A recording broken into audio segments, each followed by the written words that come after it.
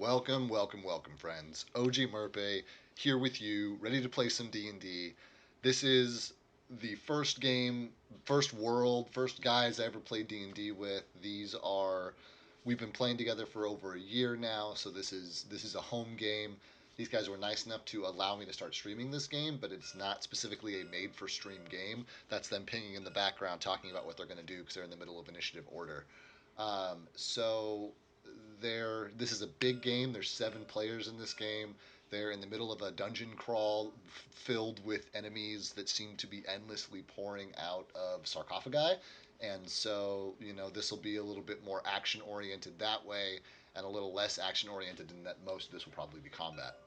Uh, this is a game just full of dudes. So, no offense is ever intended and hopefully none is taken. And let's get to it. Somebody's going to do a recap. All right, who's recapping? I am recapping. All right, go for it. So Let's hear the last read time... cap. I'm sorry. All right.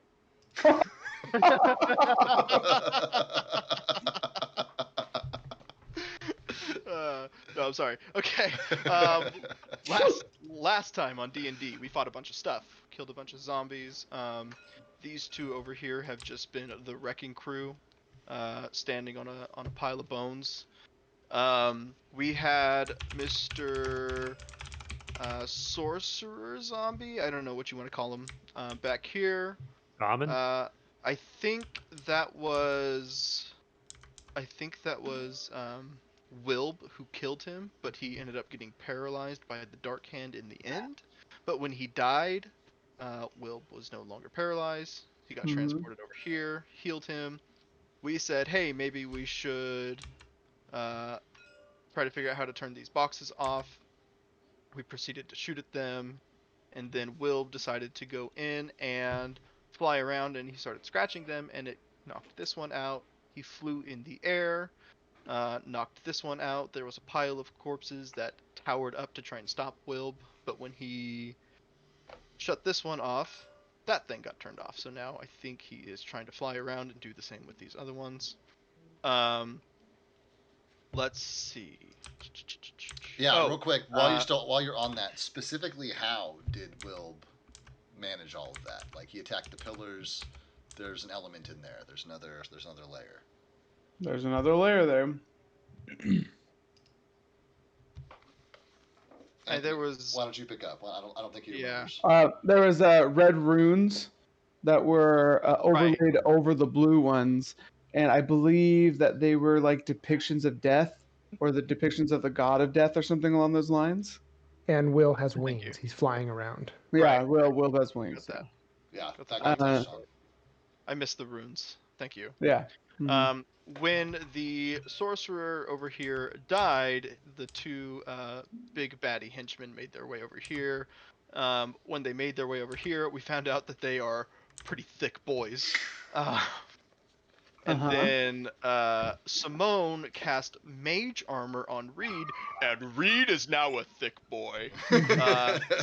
So I believe that is where we left off. Baddies are trying to get over here to Wilb while he makes his way over to this thing, and we are still kind of holding down the fort over here and defending these positions, these corridors. Yep. Anybody have anything else to add? Perfect. Yep. Then perfect addition. Love it. Then with that, Anthony, you do start us off. You, Simone, being Simone and Wilb. So we're gonna have everybody introduce their characters at the start of their first turn, and then they'll take their turn proper. So Anthony, why don't you kick us off? I play Simone and Wilb. Simone is just a simple merchant son whose parents got murdered, and he kind of discovered he had this power of his eidolon of Wilb, who is a winged lion or tiger with two heads. One of the heads of the tiger, and the other one's the snake.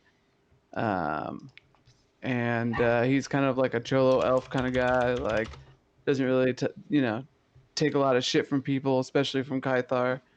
But the way Kythar has been acting lately is kind of changing Simone's mind.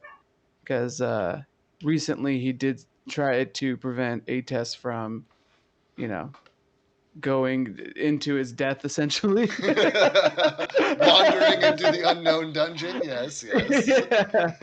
Yeah. So Simone is kind of changing his mind. Either way, so right now I'm going to take over Wilb, who Who I will is remind you, 10.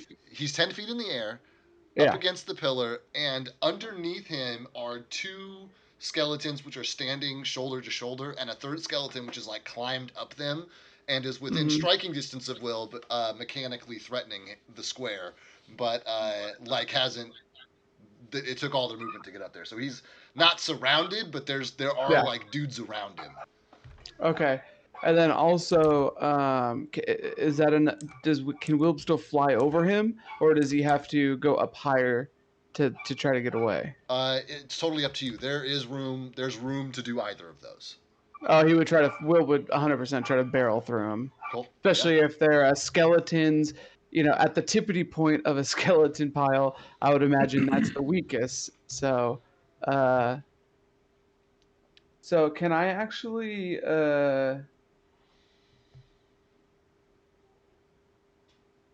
Let me see here. Can I attempt a bull rush on the top of the skeletons and attempt to topple them over? Yeah, 100%. Okay, I'm gonna do that then. Which stack? The stack that's threatening me. There's two. It's the top of both stacks that's threatening you. Oh, it would be the one that's gonna lead to the next Cool. Yeah. So then probably these pillar. guys. Yeah. Yeah. So here we go. Here you go. And these guys definitely have Oh, not bad. and these guys definitely have a negative modifier to their regular 22. CMD. I doubt that they're CMD. Yeah. Yeah. 100%. Topples them over. They're at the top one. Falls far enough to take bludgeoning damage. Yeah. So Will pushes through the stack, which immediately topples over. The one at the top, at like a pendulum, like swings all the way over, and upon impact on the ground, just like scatters, Oh, nice. and is gone. The other two are prone, and they are like on the ground, prone at this point, because they've been like toppled as their tower. Yeah. Nice. And then I think that's a full round action, a bull rush, I believe. I thought it was Correct. just a standard. Oh, okay. If it's just a standard, he will take his the rest of his turn going to the next pillar. Good Cool. job. And then Simone's going to take a look around. Looks like these guys are kind of handling it over here. There is another pile of bones. What's the status of the skeleton they're boys? grappled now. If you hover over them, you can see. But Okay. you'll roll your damage against them when they've been there for a full round on their turn. On their turn, and this guy's dead, or is he just? He's dead. Pop? He's dead. Okay. All right.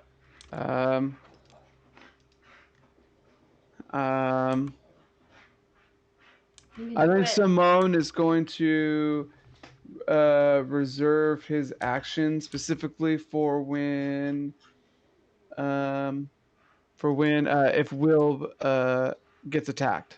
Sounds good. He did get swiped at as a attack of opportunity, but it big missed. So. Oh, okay. All right. Oh shit. Let's stop. Okay, and that'll be Simone's turn. Okay, great. Next up is Kythar, and then Galfast is on deck after the baddies. Kythar. A wall of skeletons stands before you, a hallway of them, rather.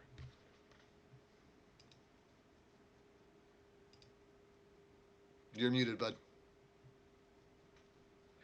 I'm gonna go ahead and introduce myself first. Yeah, go for it. Right. Yep. Cool. I'm Anthony. I am Soto. I play Pythar. He's a level 7 barbarian. He just has a big chip on his shoulder. He's trying to avenge his clan that got decimated by orcs. And doesn't make the best decisions always. He's kind of low on the intelligence, even lower than a farm cow. But he means well. All right, especially when he has something shiny, he wants to protect it. Fortunately, a Tesk is not shiny enough to do that. but he's trying to make amends for his actions. Yeah, he's Reed's visited kind of him. shiny. His head, anyway. Well, his bottom too, I heard. Um, With that being said, he's in love with his hammer. It does amazing things for him. It's the love of his life right now. Love of his life. Love of his life. All right, so Kaithar is going to take a swing at that guy. Cool. I'm assuming one attack just needs to do it. It will probably do it, yeah. Especially with Skythar's strength Oh, modifier. nat 20, baby. To start us off, yeah, you crit against that skeleton. You make some bone meal right now. So, question: It says 20 /X3, so I just have to roll higher than a 20 again, and I get triple damage, right? No, you have to roll higher than the skeleton's AC again, and you get triple damage. Gotcha. Fuck. 14? 14 is, I think, still higher than the skeleton's AC. Come on, baby. It is not. It is not. So it is a standard attack. I want to crit. You're gonna kill him anyway for all these things, as they've been described as paper mache. So you'll be fine. I want to crit. All right. Roll for damage. That will be. Math is hard. 11. 11 damage will do it, sir. Cool. Takes care of that dude, and still have 2. I'm gonna do an attack on. Yeah, I got you. Okay, that dude. 16 plus 12, so 20. Hits, yeah, all day. Yep. All right, and roll damage. Damage is 8. 8 is still enough. Oh, fuck me. Okay. Yeah, man. Goddamn. They do not have a lot of hit points. I didn't even have to do my double attack. I still get free 5 movement. Yep. You hold. Well, no. Yeah, because you took multi attacks, so you do get your free 5. You used your movement in your. Yeah. You get 5. Yes. So you yes. Yes. Like, fuck me. Okay. Yes. Actually, this is a good spot. I don't know. I'm just gonna stay here and I look at Sigbert. Is that 2 more? And he holds up with 2 fingers. Good job. Good job. And I'm gonna give him a thumbs up. Kaithar is just beating mad even more because he thinks Sigbert is just being condescending, even though Kaithar doesn't know how to say condescending. Oh, funny. Sigurd isn't. He's being encouraging. No, he's like not no. trying to be. No, Kaithar didn't say that out loud. Kaithar just looking at you with just a mean mug because he thinks you're Okay. being condescending. Like even though you're being supportive, Kaithar just like, oh, it wants to beat you. There's a lot being conveyed here with some grunts. He's not in rage, I don't think. Yeah.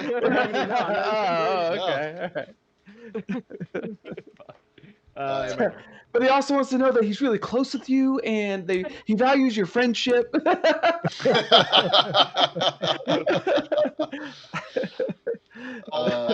His inner monologue of the British dude. I really like you, Kaithar. I really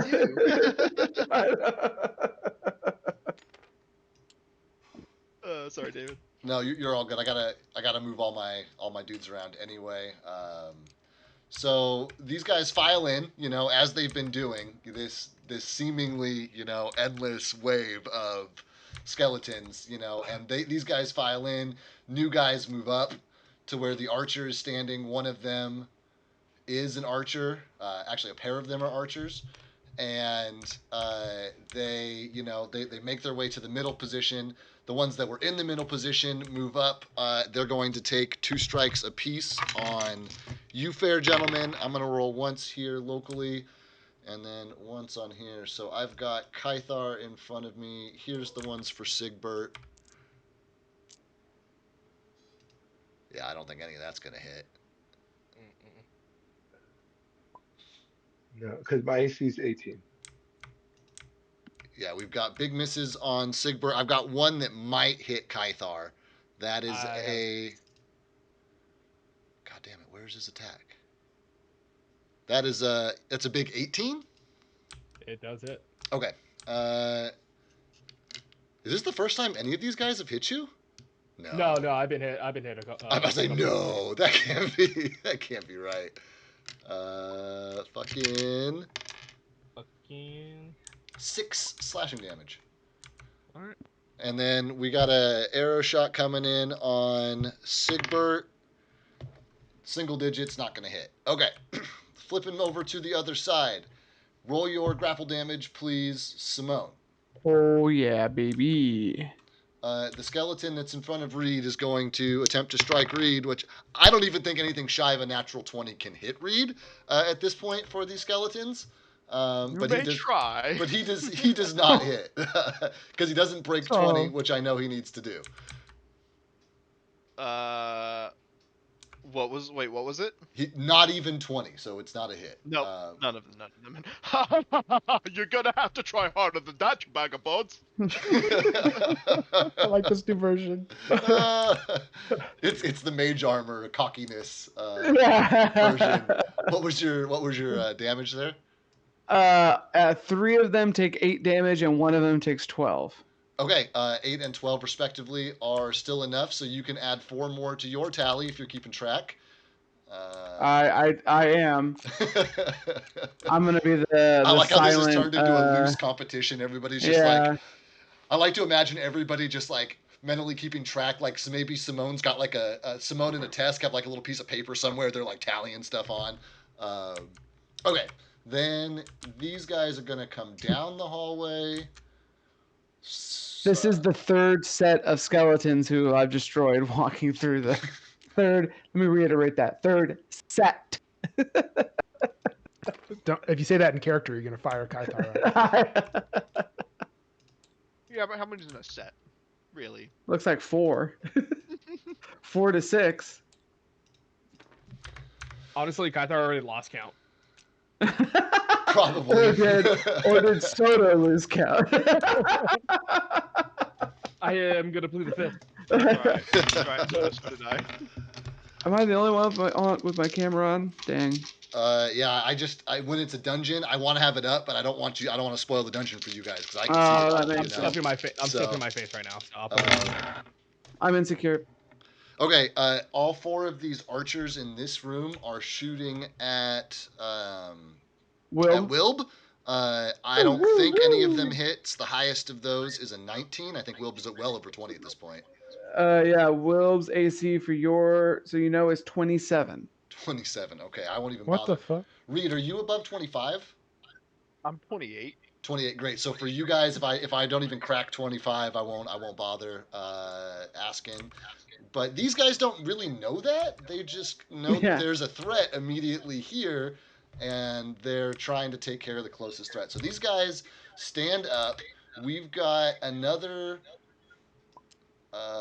group, I guess is what we'll call them, of skeletons, which crawl out of the sarcophagi closest to Wilb, but not the one on the other side.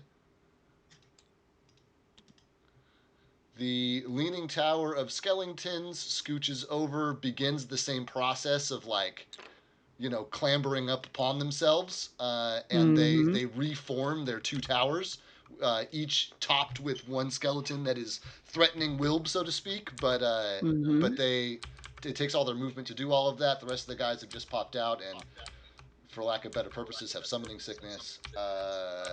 These guys have moved in. These guys have moved in. Those guys have moved up. There is a I'm going to move these 4 skeletons into better position here, more tactically. I just want to take up a bunch of time doing it. One of them is still within striking distance of Reed. He's going to take a swipe at Reed. Does not hit him. The rest of them, there's 3 of them that are caught in the ooze. So why don't you roll your grapple check on those guys, Simone?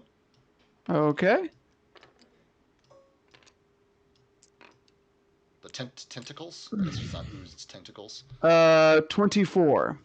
Grappled. So these guys are all stuck. I will make those changes.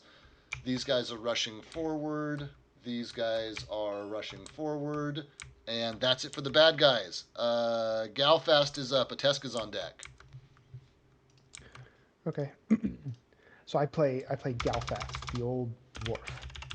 You can see him on his horse, Desperado, with stoic determination. You can see his wide-brimmed hat shading his rugged features from the harsh sun. He's usually solitary, spending most of his time alone in the wilderness, navigating its treacherous terrain with the skills from being a seasoned cartographer. He has a grizzled appearance, but there was a keen intelligence in his eyes, honed by years of experience as a freelance scout in the lands surrounding different kingdoms. He wields a bow with deadly accuracy. His leather armor is battered and well-worn, signs of countless battles and skirmishes etched into its surface. But despite his age, it was clear that Galfus took great pride in his gear, maintaining it with meticulous attention and the detail that spoke of a deep respect for his craft. He's a level 7 ranger. Nice. And I'm going to do the three skeletons in front of Reed. I'm going to do one attack on each. Okay, sounds great. Real quick, Aaron, did you write that intro? Yeah. Every time I've been just making one up, and I didn't like it, so I wrote one. I am going to go. If you don't have it already, I'm going to grant you inspiration for writing an intro for your character. Nice. I Nice. don't have one. So. Or at least ChatGPT did. I'm just kidding. Teacher's No, not checking no. homework that I have closely. to run it through the like whenever you submit a paper at school, you have to run it through the AI detector. I know, right? So 19, 12, and 15. The 19 is unfortunately the only one of those that hits, but it does hit. So we'll call it the first one in right to left. Yes. Cool. Roll your damage. Okay.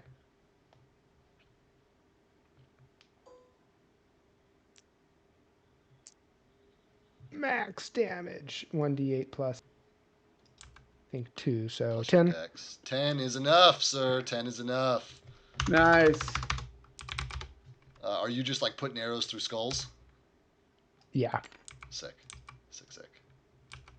And then I believe I am done. Oh, no. So I'm going to look at Reed. Hey, Reed, doesn't your god have a symbol? I'm gonna like look at it, looking at his book that he's holding. Talking to Reed, right? Yeah, Reed. Yep. Are you there, Reed? Is Reed no longer with us? My PC crashed the minute you said, I'm going to look at Reed. I know. And then I shooted my arrow at him. Right through his bald head. Jeez. Reed, doesn't your god have a emblem as well, a symbol? Yeah, and I'm going to point to the one on my shoulder. This is it. Hey, Simone, you see that? Do you think Wilb could carve that in above the god of death symbol? He's talking about specifically where again? Sorry.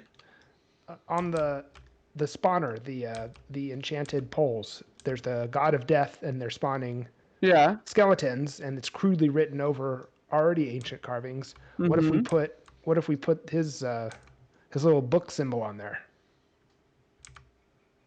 So I don't know if that'll actually like dispel it, fool. That's the only thing I'm thinking about here. I'm an idea guy. Yeah, bad idea. I'm gonna do it. I think it's a good idea. How about it, Galfast? Thank you. Yeah, you're welcome. For what, fool? You did nothing. We're thinkers. And Galfast still looking just as stoic as he was before. Okay, I'm done. Then Atesk is up and Sigbert is on deck. So go ahead and describe yourself first, Atesk, and then we'll get into your turn. Yeah, Tesk is not going to be as well documented as Galfast over here. Oh wow, he made you look like shit, dude. That's good. There you go. Really got to jab him. No, it's Throwing off the curve. A little more. So all right, let's hear it. I hope it's just as good. Let's go. Tesk is a frail, young mage from the College of Arcane Arts. I don't know. he escaped from the College of Arcane Arts because he wanted to see the world and use magic a little more practically, and in the field.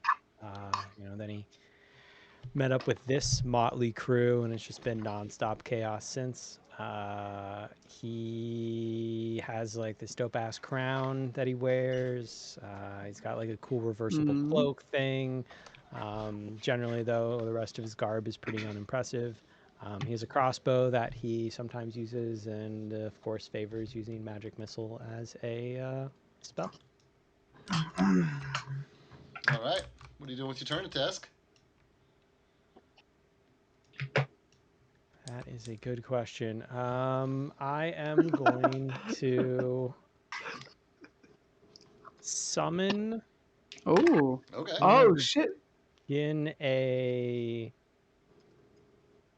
summon a monster 2 for an air elemental, or sorry, earth elemental. Okay, sweet. So that's a full round to summon it, yeah? Yep. Cool. And remind I us what your took that magic looks personally. like? I think it would be like, elemental magic. So because I'm summoning an earth elemental, it'd probably be like, bits and pieces of earth, or rock, The or like whatever. dust and the grout in the cracks like floats up and starts like swirling around you. And like starting to build, like if you're building a body out of magic, but the body was an elemental spirit creature thing. Cool. So a lot of brown and, little pieces becoming larger pieces over time. Cool. Love that. Anything else to test? No, that'll be the end of my turn. All right. Sigbert, introduce yourself and then take your turn, and Reed's on deck. All right, I'm Chris. I play Sigbert. He's a level 7 fighter. He's former soldier, current mercenary, picking up jobs here and there, and trying to lay low, and eventually fell into this motley crew, who's doing a very good job of laying low and not bringing a lot of attention on themselves. And yep, that's Sigbert. Cool. Woo! Um, I'm going to do just a standard attack cleave on this one Okay. and this one. All right. There was one knocked over next to you that I did not stand up. I want to make sure it's not going to change your plans. Oh, Damn it. is he alive? Yeah, I'm having a hard time getting him standing. There we go. He is up. Does that Oh, change okay. your Then plan? Yeah, it's gonna be this one and this one. Cool. Then. Sweet. Apologies for not standing that guy up sooner. Go ahead and make your first cleave attack on the first guy. So,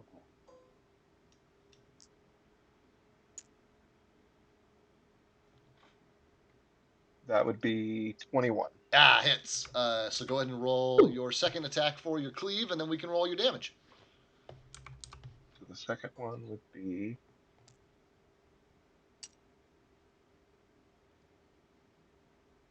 17. Still hits. So go ahead and roll your damages first for the first, and then for the next. Mm-hmm. I'm gonna go ahead and get my typing fingers ready to write dead in on these guys because I'm pretty sure that's what's gonna happen. Control C, Control V. That one's gonna be 5. Wait, 5. no. I'm sorry. Yeah, it's just 5 damage. Oh, this one might actually live through a single attack. Yeah, it doesn't. And the second one? The second one will be 11. Yeah, both very dead. Any cleave move in particular? He's just gonna take just a swipe across both of them. Just a quick force swipe, and then he's gonna take a second attack cleave on the next 2. Sweet, keep going.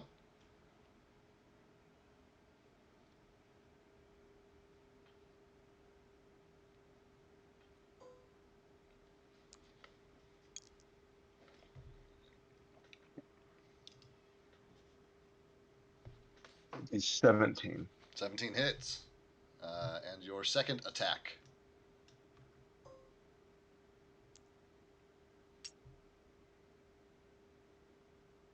Probably also hits. 22. 22. Great. So go ahead and roll your pair of damages. The Yeah. first one's 11, 11 kills him. and the second one would be 10. 10 also kills him. Chalk 4 more up for Sigbert. For the And then first it's time just in kind a of the. long time, this hallway is clear. Go ahead. Oh, sorry. No, he just kind of cuts through the first two, and then just kind of steps forward, and when he's bringing the sword back, cuts through the next two, um, and then he just kind of turns and kind of just bumps uh, Kythar with his arm and his elbow, and just kind of gives him a thumbs up with a big smile, and then he's gonna just move his free 5 forward to right there. Cool. Sounds good. Lucky. I'm going to back you up just a touch And into the that'll be my square. turn. Oh, sorry. You're all good. I know the squares are hard to see on this map. And anything else? That'll be it. Then Reed is up. Arthur is on deck to finish off the initiative order. Okay. Hi, I'm Reed. I'll make it quick because I'm kicking butt. Not very smart, but I like getting things for my god, and I'm a beefy boy. And then I'm gonna take a power attack on this guy right here. I'm a beefy boy. He's all hopped up on mage armor right now.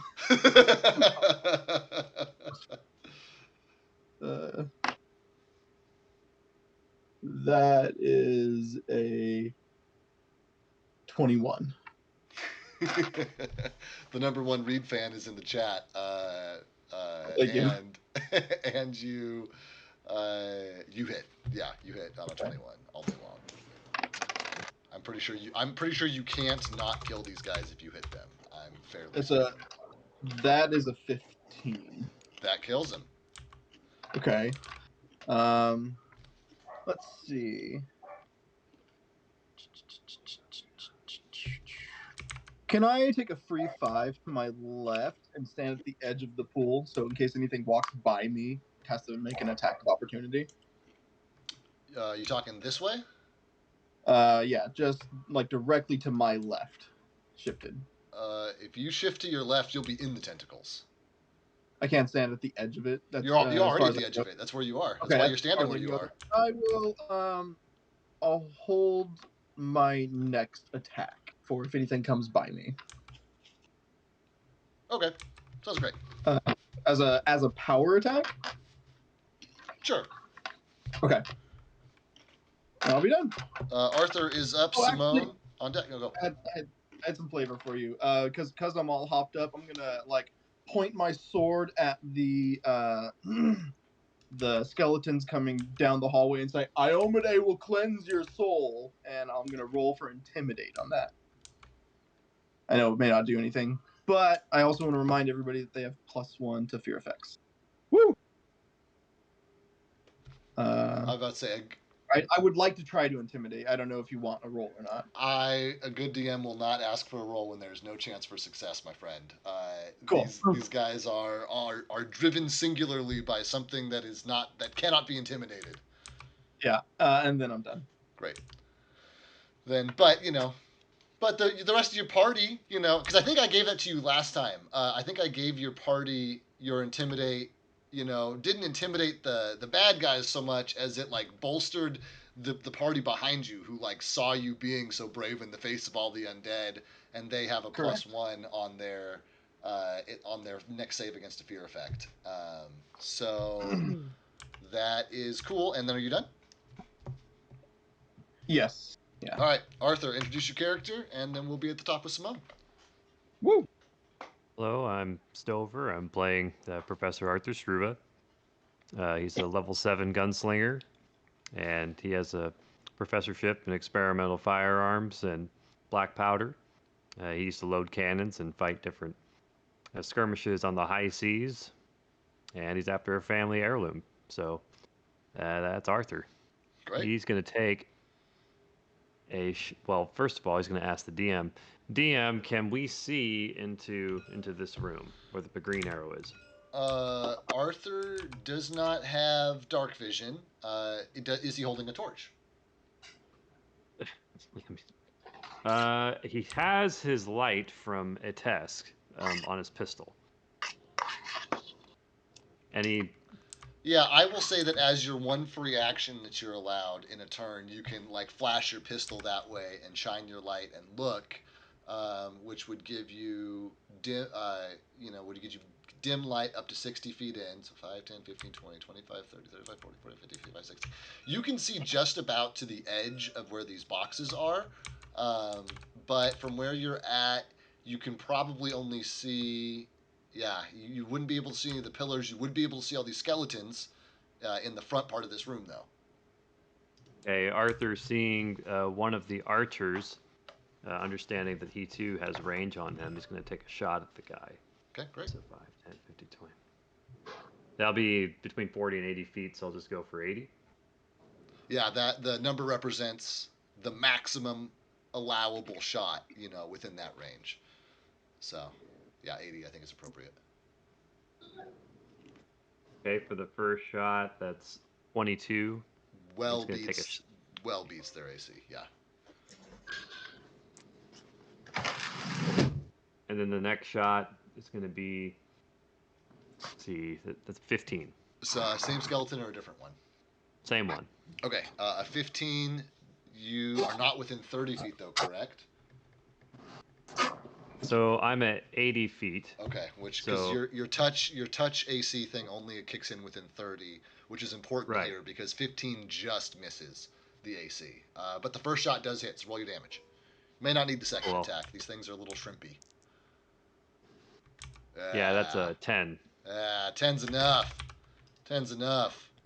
Blow a big ass hole in him. And you watch the bits of bone scatter and hit the two skeletons next to him, which their heads creak around on their bodies without turning them to make eye contact with you, completely spun around like an owl the wrong way after being showered with the bones of their comrade. Arthur, being satisfied with his one-shot kill, reloads and makes ready for the next round. Okay, great. Then, anything else, my friend? That'll be it. All right, and that's the party, everyone. We're back to the top. Simone, you are up, and Kythar's on deck. Okay. So seeing kind of what's going on with Wilb, Simone's going to take his free 5 this way. Yep. And then that should give him line of sight to the 2 piles of bones on the bottom, right? To these guys? No, the towers. There you go. That depends on how far Simone can see in the dark. 60 feet? That's probably pretty close. 60 feet's only about not even very far into the room. I know you can see through Wilb's eyes, though, so you can approximate. Because it's like a mode you go into to see through his eyes, right? You have to not see through your eyes to see through his eyes. I think I'll just move to the edge of my pit. Okay. What's all that noise? Does that give me enough or a better approximation now? I'll give you the closest pile to you. Yeah, I'll give you the closest pile to you. I'm gonna move up and I'm gonna cast grease on the pile. Okay. What's the radius on grease? The radius. That's a great question, David. And I'm glad you asked that. Isn't it a great question? I thought so. 10-foot square. 10 and I'm aiming for center mass. Okay, sounds great. Then 1, 2, 3, 4. 1, 2, 3, 4. There's your grease. I don't have the skeletons piled exactly where they are. No, you're fine. Yeah, this is the base of the pile. Can you describe what happens? How much of the skeletons I get covered in grease? You are gonna fortunately get both piles, even though you couldn't directly see the other one. The area of effect is big enough. There's a save to stay standing. Is that correct? Yeah. Let me get all that.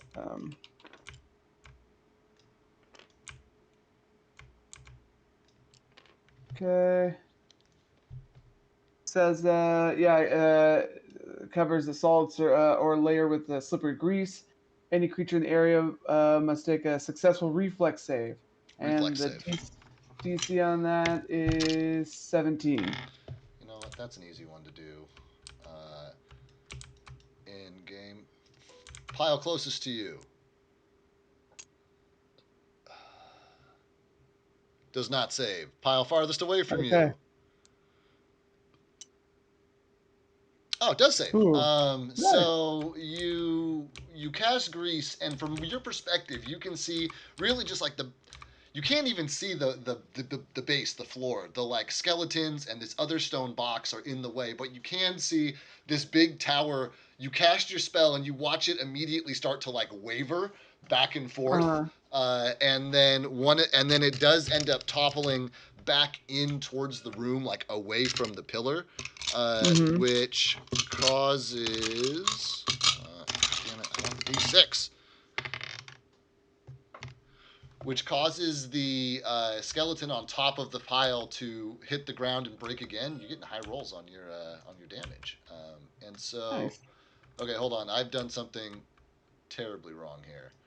W, A, S, and D are no longer moving me. They're zooming me in and out.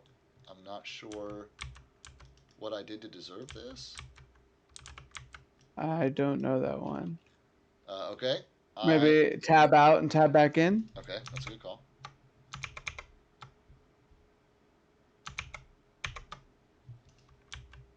No. So, give me a second. I don't want to redo all the fucking stuff. How do I make this work? I guess I can rotate and only move left and right. That's ridiculous. All right, guys, you got to give me a second to reload this stupid map. Save. Honestly, the fact that we don't have many technical difficulties. Yeah, it's actually pretty nice. Yeah. I don't really remember the last time we've had one. That was not user error. Why'd you look right at me when you said that? Do you feel personally attacked? No, that's not doing it. I got to go all the way out, guys. I know. Oh, that's so funny. For good measure, I'm going to close entirely out of tabletop and start it back up again. Also, I'll let you know, David, the skeletons that did save, because they are now greasy, they gain a +10 circumstance bonus on escape artist checks and combat maneuvers versus grapple. That makes sense because they're harder to like get a hold of. Yep. Yeah.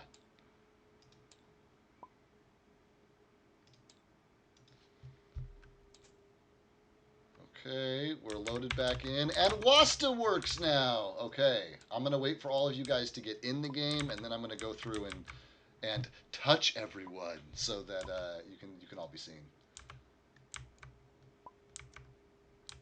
Yeah, at this point, I see very little. Yeah, it's all right. I'll get there. I'm trying to just move all the dead guys out so that I don't have to worry about them cluttering up the table.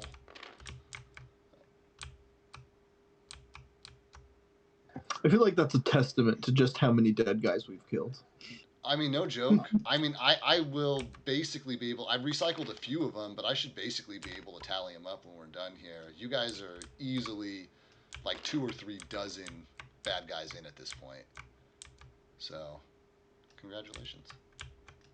It's a lot of combat. Is that a level? Is it? I don't I know. told you we're XP farming. All right. Here's this room. Here's the middle group. Here's the back group. Here is the far hallway. And then more appearing from the back. Okay, can everybody see everybody? Okay, let me just make sure. I think so. Yes. Okay, great. That's actually a good reminder that I need to. You've got 7 rounds, I thought I remembered, on this tentacle That is thing? correct. Okay, Yes. because you are coming up on So a it'd couple end on my turn. on your next. Yep. So then. The one tower topples over. The guy on the top busts apart on the ground. You've got 2 Mhm. prone skeletons.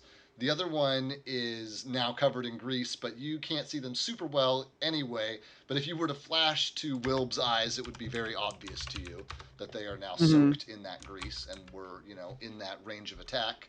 Yeah, you toppled one of the towers. Nice. Wilb is now going to attempt to scratch out those runes. Okay, he will need to get down to the base of the tower in order to do that, where they're scratched in, which will make him walk past, which will make him fly out of the way of the top guy, who at this point has to roll a natural 20, I think, in order to hit Wilb, so he misses. Go ahead and roll your 2 attacks against the pillar, just to make sure that his attacks find their targets. Okay. I'm assuming it's the lowest is a 19. Yeah, hits a giant ass pole that's not going anywhere. Yeah, for sure. Yes. Yeah. And yeah, and I'm pretty sure your damage will be enough to do that regardless. But why don't you roll anyway, just to confirm for me? Okay. So am I still a D6? Including any elemental damage you have. Yes. Okay. All right. So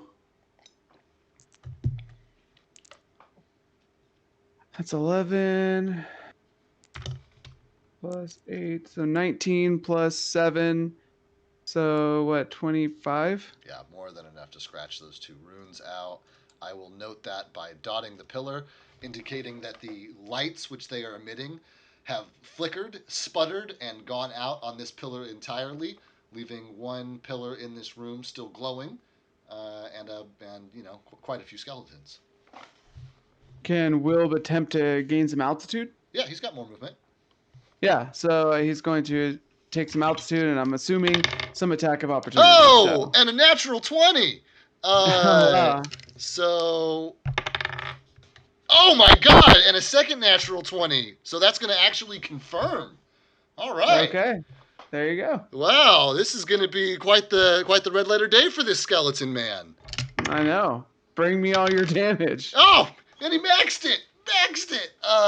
This is a whopping the most damage that any of these skeletons can possibly do in a turn. 14 damage to Wilb. That's a lot. Yeah, it's a lot.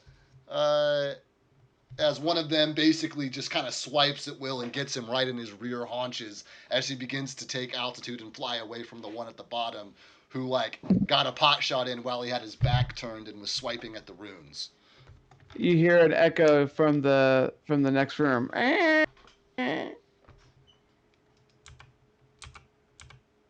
As Wilb screams out when he gets hit.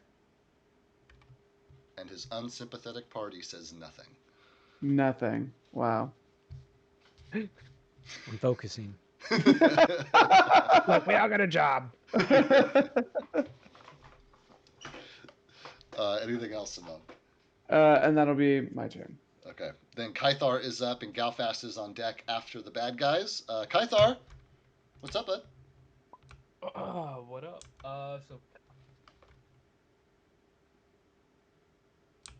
Oh, here, let me actually get these guys into real squares here. Can't see shit. Can't see his character. Oh, you can't see you? I asked. Oh. Now I see Sigbert and me, so we're good. You did ask. Yeah, well.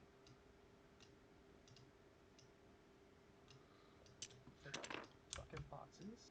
1, 2, 3. Alright, so Kythar's gonna go here and take a double. Well, 1 attack. We need a double.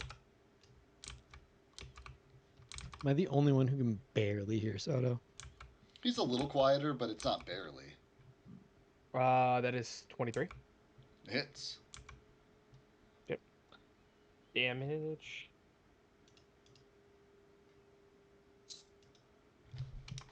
11. 11 damage. Destroys him, the archer. Okay. I can't take a free. I'm not within. Yeah, you would. A 5 foot would put you within range of him. Take my free 5. And take my last. Does a 15 hit? 15 does not hit. Really? Yeah. They have moderate ACs. They have like no hit Oh, points, but giant skeleton. Okay, there's got not it. there's not a lot of What are they made out of? More bone? I'm about to say there's not a lot of meat to hit there, you know. So it's a lot of air. They're just big boned. They're just big boned. But you do, yeah. Don't pay attention to the names. That's just the names they come out with. But yeah, man. So you're stepping up. You got 2 here. You did manage to take out one of the archers and move another, 15, 20 feet down the hallway. Anything else you want to do with your turn? One more. That's it. And I am a turn. Great. Then with that, these skelly boys, 5, 10, 15, 20, are going to back up. These skelly boys are going to move forward. And behind them are 2 more Archie boys. Okay. And then in position. Does one of them get in range of me to hit? Oh, you're on the other side. No, I'm on the other side, bro. I'm on the other side. I've been getting the habit of starting on Kythar's side because I'm always watching him to finish his turn, and then it's like I'm already over here, so it's like, I'll start on this side. All right. Kythar with his more moderate AC might get hit by a 19. Does not get hit by a 5, though.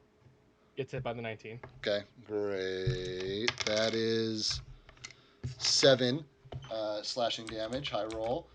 The other one scoots up into position and doesn't hit. The 2 archers attack Kythar, who is now the easy, obvious target. Another natural 20 and a natural 2. So let's confirm that in game, since there's only 1 dice to roll. Does not confirm, but it is going to be a standard hit for another 5 piercing damage. As you get sliced by a sword and pierced by an arrow, as the skeletons flood in front of you and focus on you, the front of the flank here. Oh shit. Okay, it's starting to hurt.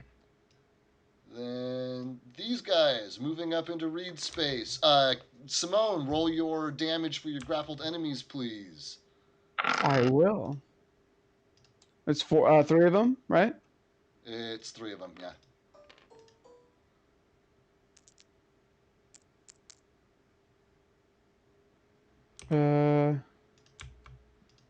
Lowest being 11, Uh, highest being 12. It's going to kill them all. Whoop. Oh, I'm sorry. That's probably going to fuck everything up. Did it out of reflex. Can everybody still see everything, or do I need to touch stuff again? You gotta touch it. Yeah. That's on me. All right, here we go. Touch it. The Kythar side needs to be lightly touched. Ugh. Oh. Touching. Lightly. What else? What else? Okay, great. Owlist hands. The 2 that came up on Reed are going to take attacks, and anything shy of a natural 20 is not going to hit with an AC of 25.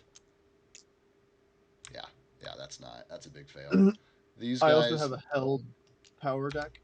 Oh, excuse me, you do get that. One of them did get close enough for that. I'm gonna hit the one on the left. Cool, go for it. 17. 22. Hits. Damage. Okay. 8 plus 4, 12 plus 7, 19. Yeah, dude, not even funny. Gone. Before he can even get his attack off on you, which wouldn't have hit anyway. You've got 2 more arrows coming in on you, Reed. I guess I should have just rolled 4 attacks there. And then let me come in here and look. We've got 1 guy who crawls out of this sarcophagi. Then the towers. Gosh.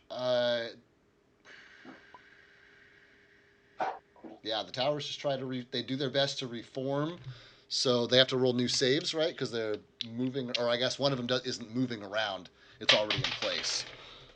So the one that's already in place, his top man takes a shot at Wilb, and with a 2 on the die, does not hit. The other guys step into the zone. It was like a 16 save or a 17 save, something like that. For your grease, Simone? It is a 17. 17. Not a single one of them saves, as the lot of them fall prone. So one tower is completely unable to reform due to the skeletons get mixed all mixed up in the grease. The other tower is still intact. The man at the top swipes at Will, misses. There's 1 oddball skeleton left who's going to start trying to trudge through the deal. Roll your grapple check. And then we've got 2 arrows apiece coming at Simone and Arthur. Somebody finally got these guys' attention. Nice. And what's that? Sock it to me, baby. That is a 16 is the highest against Simone. Yes, the hits. Okay, great. The 10 I'm sure doesn't. And then against Arthur, also a 16 is the highest. Oh, AC is 17. All right. Just beyond reach. Yeah, Arthur's gonna just get missed. Simone's gonna take a whopping 4 piercing damage from one of these rusty old arrows fired off of these bows. And what was your grapple check against the skeleton? Grapple check is... not very good. Oh. 13. 13. He succeeds and trudges through. The only one. It is still difficult terrain. Yeah, and he has to use all of his movement to get to where you are. 5, 10, 15, 20, 25, 30, 5, 10, 15, 20, 25, 30, and a 5. Yeah, perfect. So then that is it for our bad boys. What you going to do? Galfast is up and Ateska's on deck. I'm going to... because talking's free, I'm gonna be like, hey, those puto skeletons are like covered in hella grease, fool. Oh, disgusting. It's like a bone broth. Light that flammable? shit up. I'm gonna look at Professor Struve with like a side eye and be like, hell yeah. You see Arthur loading an incinerator round. Got the ramrod going. Licking his chops. Finally, a cool moment. I love it. I'm gonna take my free 5. Prone, not prone. I'm gonna take 2 shots on the not prone one. Okay, there's Let me... I'm sorry, I have the wrong. There's 3 of them laying on the ground in a stack of 3 that is standing. Which of the stack of 3 are you going to shoot at? Top, middle, or bottom? Will you touch them for me? I only see 2. Oh, I'm shooting on the ones close to us. I don't have anything flammable to shoot that far. Yeah, he's not prone. He's standing. I used the wrong. Okay, I'm gonna take. Is the size different as one? No. Okay, I've just been moving them down to squeeze them in. I'll take 2 shots on the one closest to Simone, my first 2, and then my last shot on the one next to. Love it. Fire away. Reed. Ooh, and then are they under 30 feet? I guess it won't matter for the first shot. Let me see the next one. The first shot's definitely going to hit. I will do the math for you. 5, 10, 15, 20, 25, 30. He is exactly 35 feet away. Okay, got it. So my second shot is a 9 plus 2 is 11, and my last shot is... Hey, a 20. Hey! Roll to confirm that bad boy. Oh, it's gonna get rolled. Don't say they never didn't get you anything nice. Oh, The hey. big 1-0. All right. All right. Is that your final? No, my final would be 12.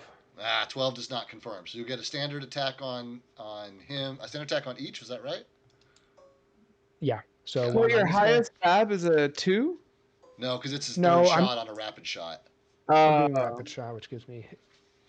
Okay, so the first damage, the one next to Simone takes 10, and the one Kills him. next to Reed takes 6.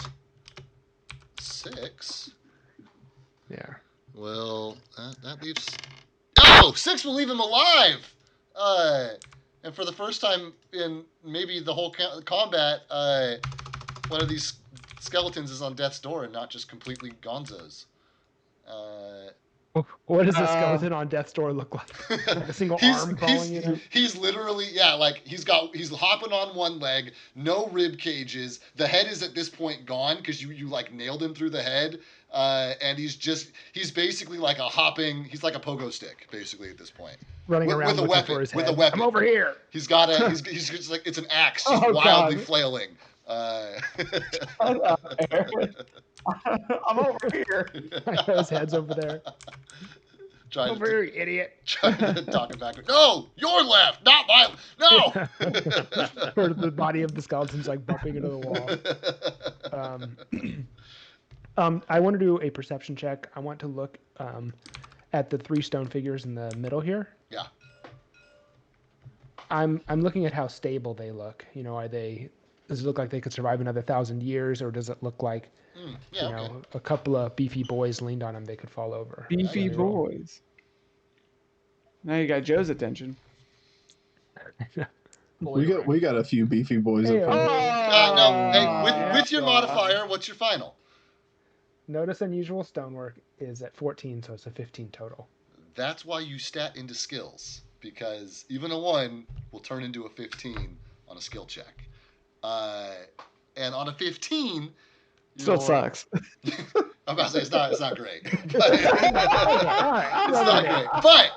But on a 15, It's you a will critical failure. at least notice that they are, not only are they intact, they are more solidly intact than either of the statues on either side. Like they're fairly solid. Okay, I'm gonna yell down the hall. Hey, Siggy and Kythar. Yeah. Maybe you could back up and push that statue over, slow him down a bit. You could defend from there, or either come back to us and we could start moving. I think they're just gonna keep coming. We should. I think we should fight and push forward. And then I'm done. Great. Atesk is up and Sigbert's on deck. Does anybody have anything to say to Galfast? Go ahead, Chris. No, go ahead. I'm gonna be like, yeah, fool, let's push up this hallway once we get the last pillar. In fact, why don't you guys push through that hallway? I'll meet up with you. Is this pit still going? The snaky It yeti is. pit? It is still going. Okay.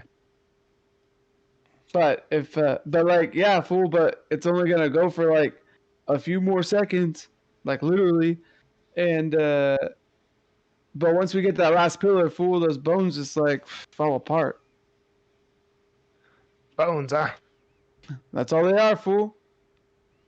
Bones and magic. There could be people under there. You don't know. I mean, they were people. Now they're just bones.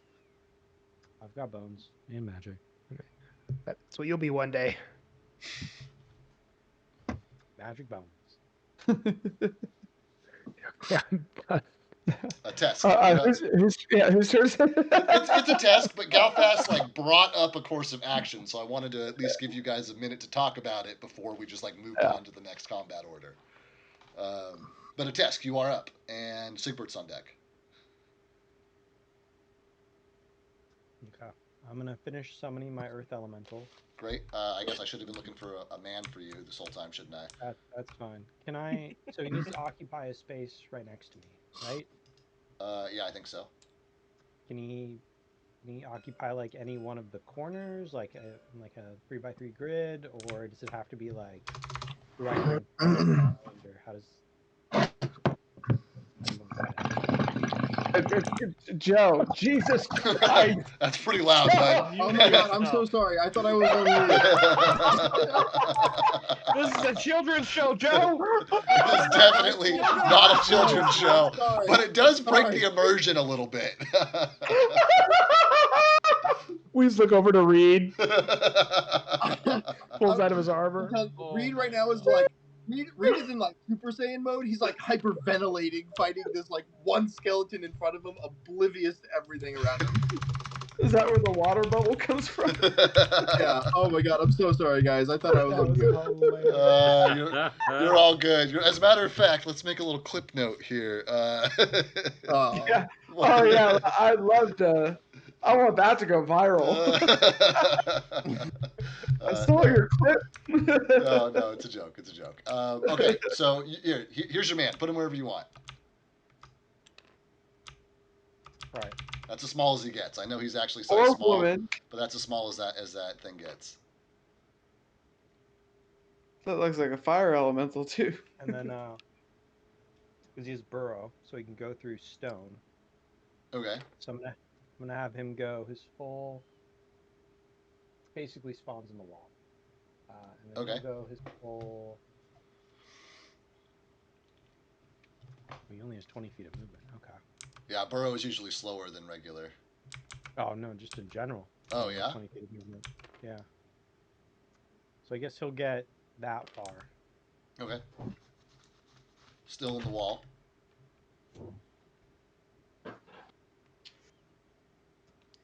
Nothing else. All right. And then a task will move over kind of past Arthur, and stand right here, and then cast magic missile on. I want to say 2 on the skeleton. We'll just do the 2 in the front row, and I'll Cool. roll the left one first. Blow him up. Bombs away.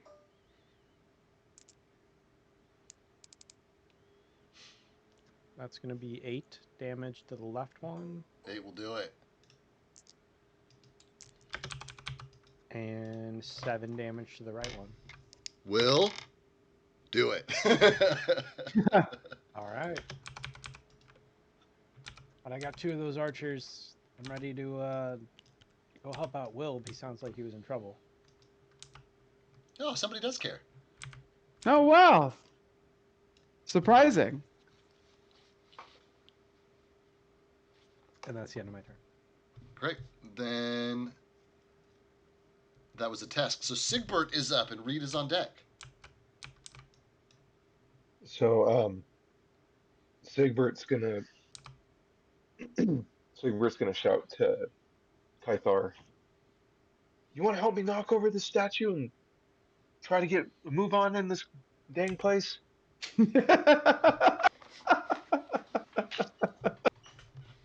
I want to smash. This dang place. Family show. Oh, yeah, totally family.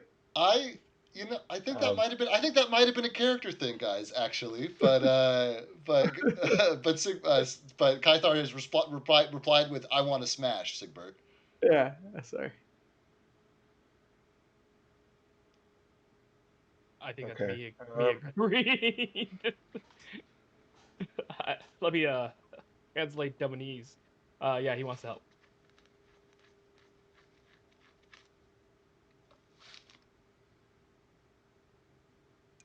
Sigbert's gonna step would make a 3-5 3-5. and So get still do into a like full round.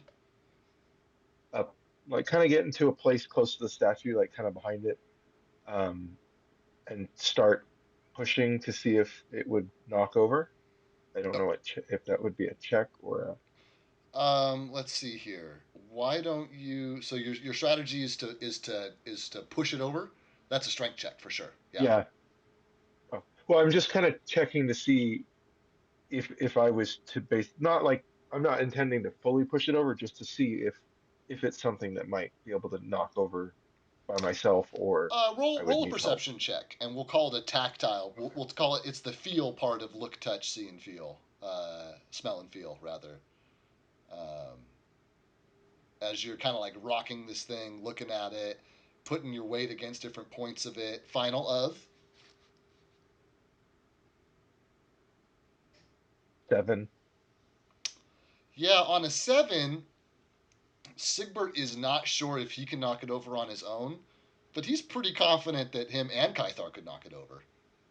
Can he hold his? Kythar, it's not your turn. Damn it! Well, I mean, that's pretty much. I was gonna shout, Kythar, give me a hand, and kind of start kind of pushing it and hold my action, Cool. or wait to see if Kythar would help me. Start pushing it over. Okay. Kythar? That was in character. That was okay.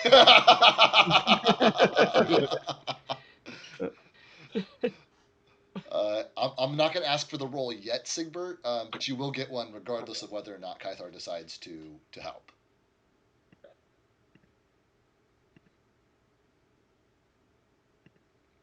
Anything else with your turn, or are you just standing poised and ready? I'm just standing poised and ready. Great. Then Reed is up. Arthur's on deck. Okay. I can't see Reed. Can't see Reed. Aaron. Por favor. I got you. Reed's right. Oh, yeah. Because you're watching doing a a stream. No. Aaron needs to move his camera so that Reed you've can got then one. see his You've got character. one enemy in front of you. You've got a single skeleton in front of you, and two I'm skeleton gonna- archers at the end of the hallway. I'm Go gonna watch hit him with the stream. power attack. Cool. Give it a go. Tyler's got a pretty good view. 4. Jesus fuck. That's gonna hit. Roll your damage.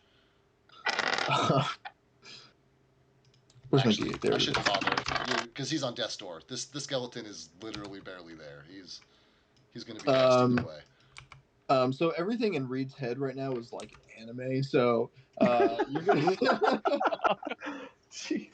So he's gonna like do the scream, and then you're like he's gonna slash through him. There's gonna be like a glow of energy, and then like a second later he's gonna blow up. I like it. That's good. That's good. As the holy energy in Reed's weapon, imbued in Reed's weapon, seeps into the undead bad guy and bursts in a splintering of bone. That's brilliant. Love it. And I'll hold my attack, my next attack, in case anything comes in close to me, and I'll be done. Okay, Arthur, you are up, and Simone is on deck. Okay, I take it there aren't any greased skeletons at this point within the vicinity, Um, other than the yellow lines. Yeah, the yellow lines are it, but I will remind you that as a human with regular vision, you're not going to be able to see a lot farther than 60 feet into that from where you are. So 5, 10, 15, 20, 25, 30, 35, 40, 45, 50. Yeah, you could just see the skeletons. You'd probably need to take a step in to get the angle on them and stand behind Simone. Yeah, there you go. Now you've got line of sight at 60 feet on the nose at one of the greased skeletons. Yeah, the goal, just so you understand what I'm doing, the goal is to light that grease perimeter on fire. Hell yeah. Then I'm going to take a touch attack regardless of distance because your flaming bullet just needs to make contact somewhere. It doesn't have to do damage. It just has to make contact to ignite it. So I'm gonna allow that against the touch here because that's the spirit of what you're doing. But you still need to roll an attack. Before you roll your attack, do you have anything cool to say before you shoot it? Okay. Simone already looked at Arthur, so then Arthur's gonna look back at Simone and be like, "Okay, let's see if we can light these bad boys on fire." Pulls out some Nice. Oh, also, before everyone's going mop, take cover.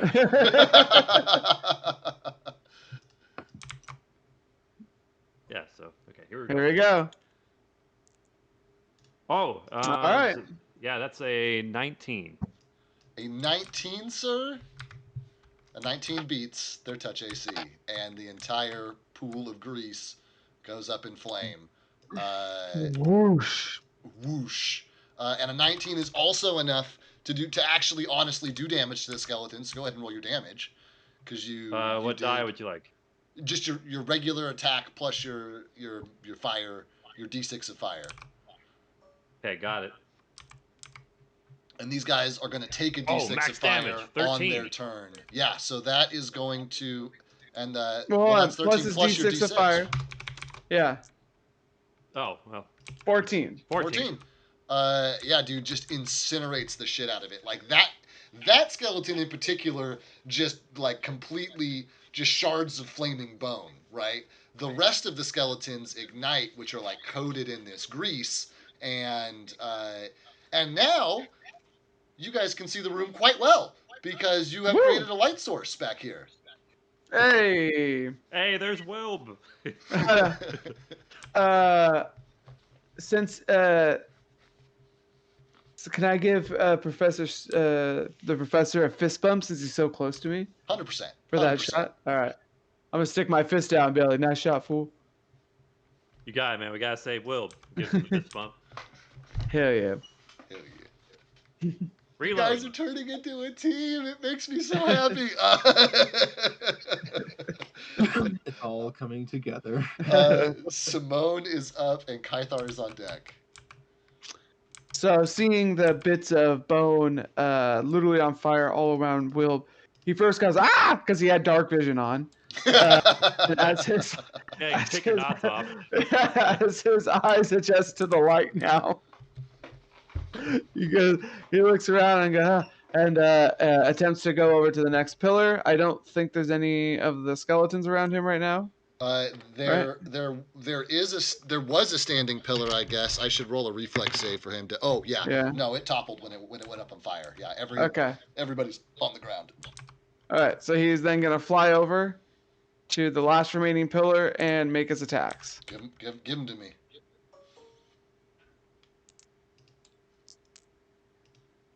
Okay. Lowest being so 12 plus 7, so 19. Yeah, it's gonna hit a pillar, not moving.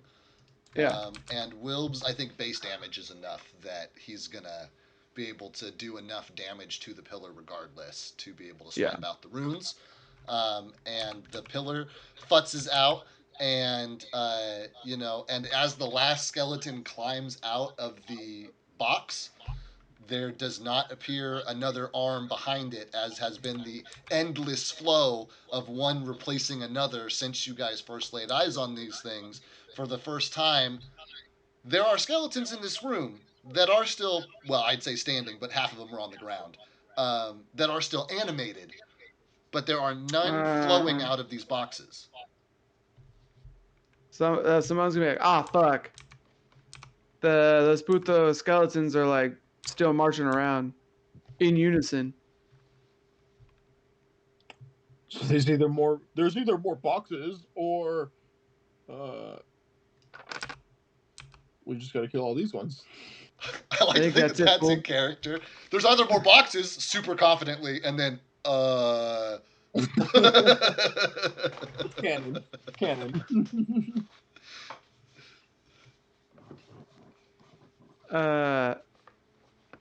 So then Simone is going to move up to the wall right here and peek down here and do a perception check. You moved Arthur. Oh, sorry. Whoops. Yeah, Simone reaches out to Arthur.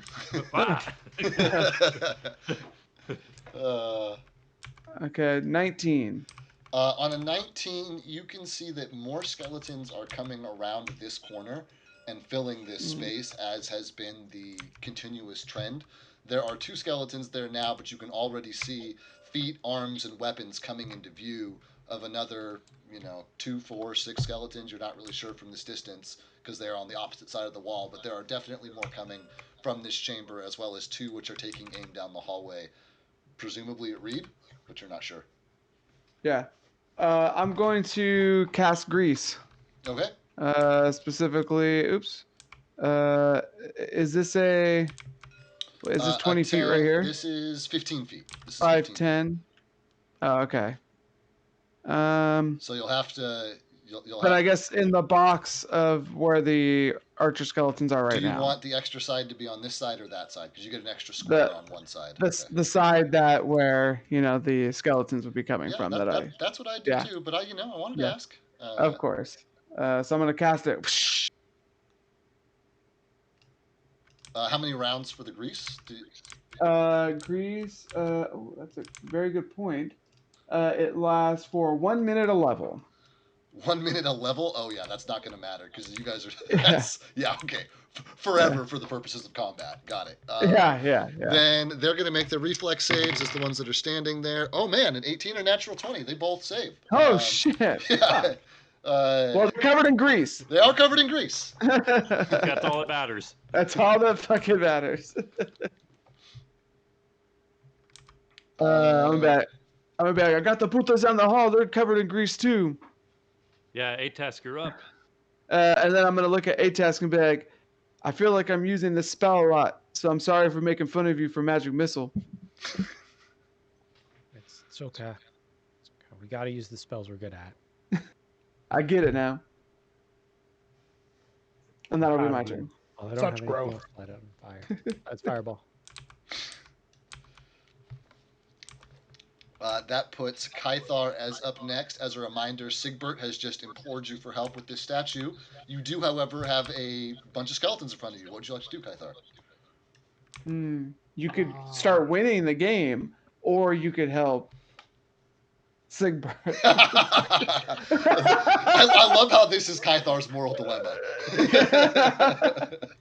Should I or shouldn't I? Let's see here. Okay, well, Puny Man asked for help. I guess I'm gonna go help Puny Man. I'm gonna disengage Okay, that is your standard action. and get behind the pillar or with the statue. Okay, so that's your standard and your movement, which will not leave you with enough oompa to do any pushing. Yeah, I figured. Okay, great. Just want to make sure that's clear. Sigbert, you've been holding your action. Kythar has now moved into position. Do you want to try a push before your next turn on your own, or do you want to wait for Kythar? I want to give you an opportunity to use your held action if you want.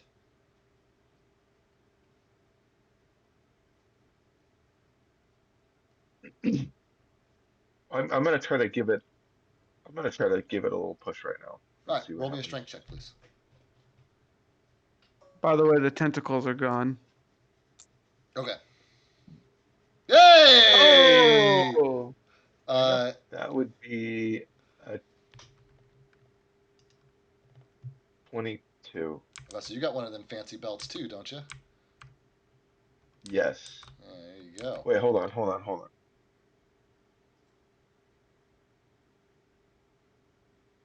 It'd be +2. Okay. 22 is enough. That Sigbert begins to push against this. Kythar just gets into position. Sigbert gives it a shove, and this thing starts to topple over with just Sigbert's push. And Kythar has only used about half of his movement, and it is still Kythar's turn. Anything else you'd like to do, Kythar? Any reaction you have to Sigbert pushing this over on his own? Anything either of you want to say? You got it, Puny Man? Help me. Can I help? No, it's all right. I must not be being clear. Sigbert's push breaks this thing off at the ankles, and it tips over and clatters to the ground on Sigbert's push. Oh, well, there you go. Oh, okay. I'm just gonna kind of dust off my hands and kind of just look at Kythar, but not like. So Kythar now being frustrated because he took his time to go help, and I'm just as all the dust is starting to fall, it goes away. My hands are just out to my side, up. It's with a dumbfounded look, like, the fuck? You're gonna hear Galfast yell, "I think that counts as 3." It didn't kill him. Wait, where did it land? It landed in front here, so that's a good call. Let me draw a fallen statue in here. It's just going to be a white line. That's what I've got. But it's fallen this way. Oh, okay.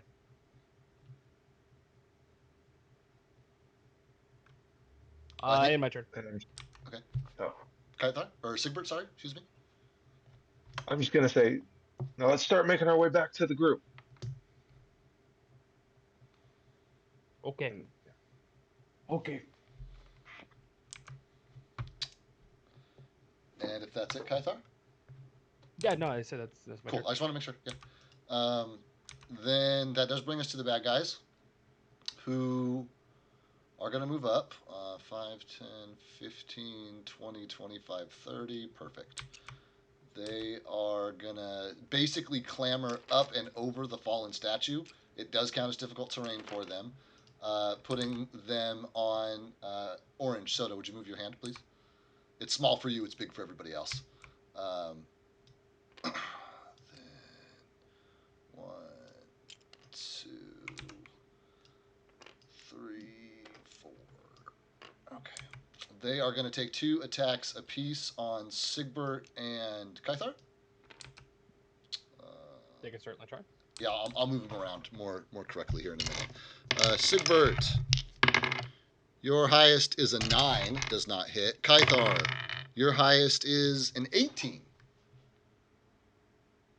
That does hit. Okay. Jesus Christ. Yeah, Kaithar, you've been getting the shit under the stick here. I think you've been getting hit more than Sigbert, despite the fact that you guys have had about equal. That's all right. He rolled minimum damage. That's 3 damage to you, my friend. So that is. Then we've got arrows coming in. Let's do 2 apiece. That feels good to me. Kaithar, that's a 19 on Kaithar. On Sigbert, that's a 13. Wow, crazy. So another 6 damage from piercing as an arrow lands in Kaithar. I think he's got a couple of those sticking out of him at this point.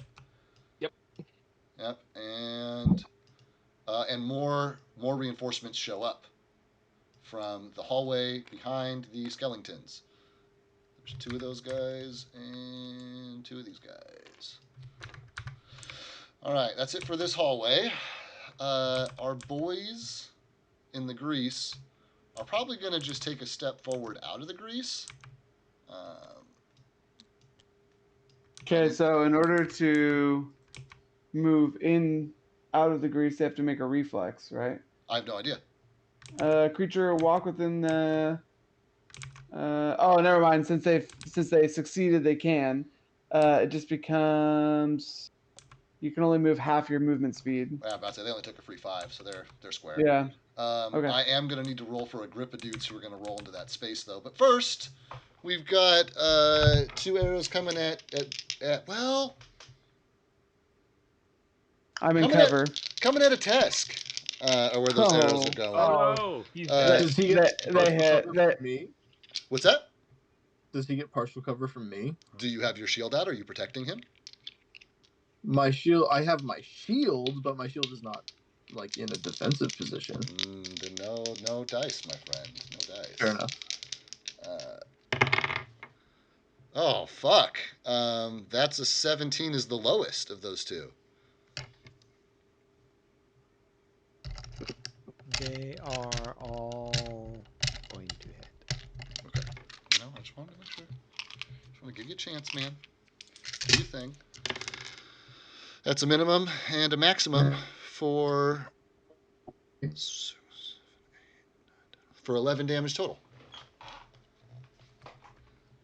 Then, Wounded. Not really. are you on death's door? Are you in the last 25% of your health No. points? Okay. No. So you're wounded. I was. You're bloody. Yeah, he's rather. Boromir on the second turn. Okay, 2 skeletons save, and 2 do not save. So we'll say 1 of each. There's 1 skeleton with arrows standing, 1 that is prone, 1 of the regular skeletons prone, the other one is standing. Let me. Fuck. How do I. There we go. know if that says prone. I want one that doesn't. Okay, so if they make the save, they can just walk through the grease as long as they have half of their movement or more left, right? Yeah, Okay. that's what it looks like to me. 5, 10, which means one guy has just enough to get between his two buddies. The other one is they're knocked prone in the grease. It says right here. Can walk to have failure means it can't move that round. Oh, it can't move that round. They're not Yeah. prone. Okay, great. Then while a failure of 5 or more means that it falls. So yeah, there those were low rolls. They're definitely prone. There you go. So great, excellent. So you're watching as a couple of these skeletons are Scooby Dooing, but one of them does manage to make it through the grease and stand just on the other side of it. But due to his diminished walking ability, that's going to be all he's got. He now has grease on him. Yeah, everybody's got grease on him who's moving through the space, at least That's on their right. boots. That's right. But That's right. 5, 10, 15, 20, or 5, what have we got here? We got enough for one tower, as our boys are going to try and move out of the grease. I don't know if that's a thing or not. Bless you. Because some of them, well, I guess they were. I'll make saves for the bottom guys in the stack. I think that's fair. Yeah. One stack falls over, the other one is square. So we'll split it. We'll say 3 are still stuck in movement in the grease, and 2 of them are successfully out. And they are like forming the ladder, but they have no third man to stand atop it. Okay. And Are they taking damage? Oh, fire damage. Thank you. Stover, you roll me that d6. It's your fire. Oh, okay. Stand by. I've got to roll a couple independent hit points to see, because 6 is close to these guys' hit point Another maximum. 1. Ooh, that's just 1 damage across the board. Just one. Okay, so that'll wound everyone, but not kill them outright. Let me mark them as such. You wound me.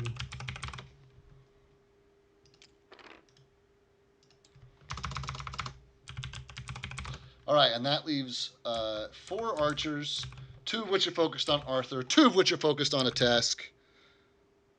And that's the way we're going to keep it. So that's the way they're going to keep it. The 2 against the Tesk rolled dismally low. The highest of that is an 11. Will not hit. All right, great. The 2 against Arthur rolled slightly better. They rolled exactly the same, both a 15. AC is 17, does not hit. All right, so there's a flurry of arrows flying down the way here, but one of them bounces off of a Tesk's mage armor. Another one gets embedded in the butt of Arthur's gun instead of landing in his shoulder like it was inches away from.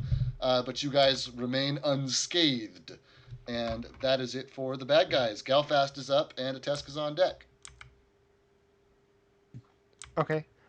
I am going to take a free 5 to enter this walkway. Okay.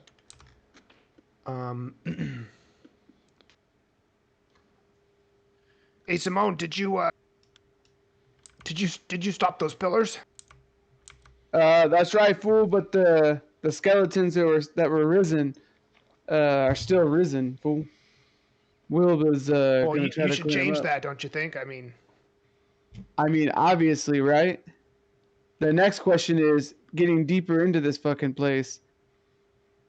There's probably more of these runes further in, and we got to take care of them. Otherwise, putos like that, and I'm gonna point at the skeletons who made it through. Stop making it through. I'm gonna say to myself, that's what a puto is. And this gray ring is gone now, right? Yeah. It is gone. Yeah. Excuse me. Let me erase that. Okay, I'm gonna have Galfast take a move action to go here.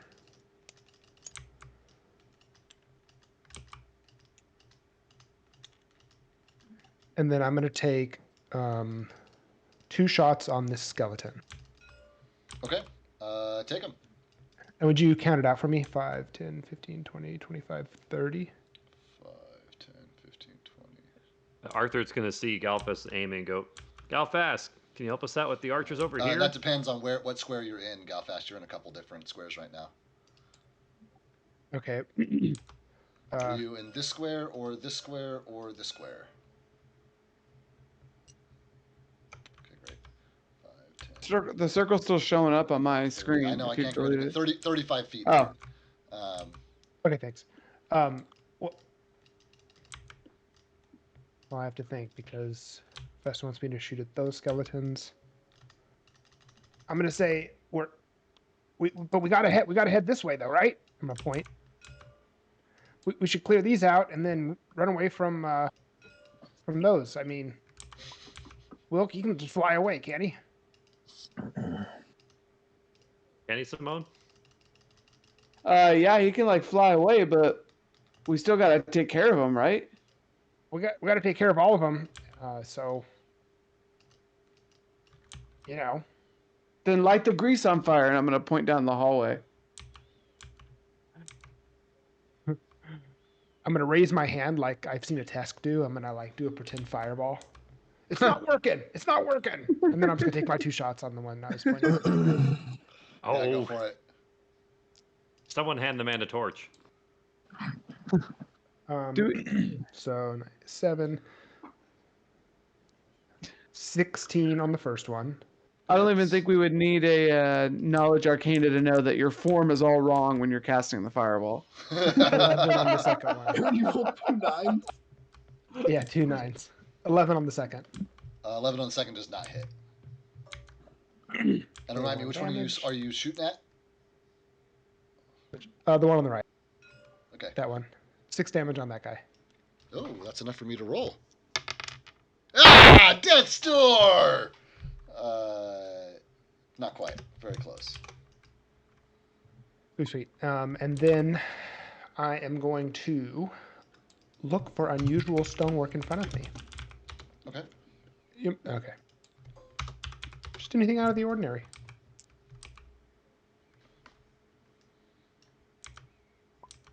$27. You are looking down this hallway, and there are 2 statues of like animals. One's of a lion, one's of a bear, and they are facing opposite directions in this hallway. And you're looking at them, and what catches your eye is that one of the bear has like a trail of like dirt and grime, where like it's not like it's worn smooth or anything, but it's obvious that something has been like scampering up this thing. Like it looks like a stone ladder would look after from the bottom of a mine kind of thing. There's like bits of mud and dirt and things attached to it still. And as you kind of follow the line up, and you catch for just a moment, there's a small hole in the wall on this side. Ah. And you see 2 large, pale points of light. They're not points of light. They're like bulbous discs of light, and they peer out at you from the darkness. And as soon as you would make eye contact with whatever of these things are, you watch them shut, and you see a little dirt like fall out of the hole, and you cannot see the eyes anymore.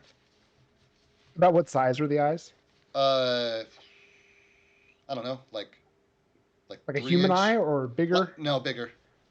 Bigger than a human eye. Yeah. So hole in the wall, and then I saw something looking at me. Not ideal. I'm gonna be like, don't put your eye up to it. And say, there is some unusual stonework in the north corner, approximately 15 feet away. I think something's looking at us. Don't put your eye up to it, fool. Very good advice from Simone. Hey, Reed. Always with the good advice. You guys don't remember? I think was it Reed who got shot in the eye by the kobolds? I forgot about that. Yeah. I'm gonna be like, yeah, that Pluto put his eye up to the Oh yeah, you hook up Because to you the guys were in stone. that first hallway with Yeah. the fireplaces on either side, and there were like little Oh, slits okay. in the wall, and Reed Yeah. was like, "What's that slit?" And like walked up to it and looked in, and then he walked out with an arrow in his face. And that's when we started questioning your intelligence. Right. Which was a fair question. Hey, that's a deep cut. I want some credit for That remembering was a that one. deep cut. That was a real deep Months cut. ago. That was good. That was like 200 recaps ago. Yeah, I know, right? Fuck. Oh, Yeah. Okay, so I'll relay that there's a hole in something watching us, and then some sage advice is going to come from Simone, man. and then I'm done. Don't put your eye up to it. You'll put your eye out, kid. That would mean that a Tesk is up and Sigbert's on deck. All right. I will move the Earth Elemental first. Okay. Move him right up in front of this guy. So he just makes it. Yep. And I'm going to take power attack.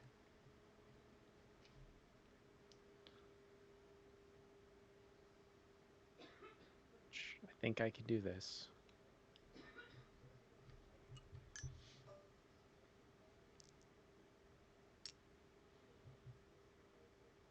That is not great.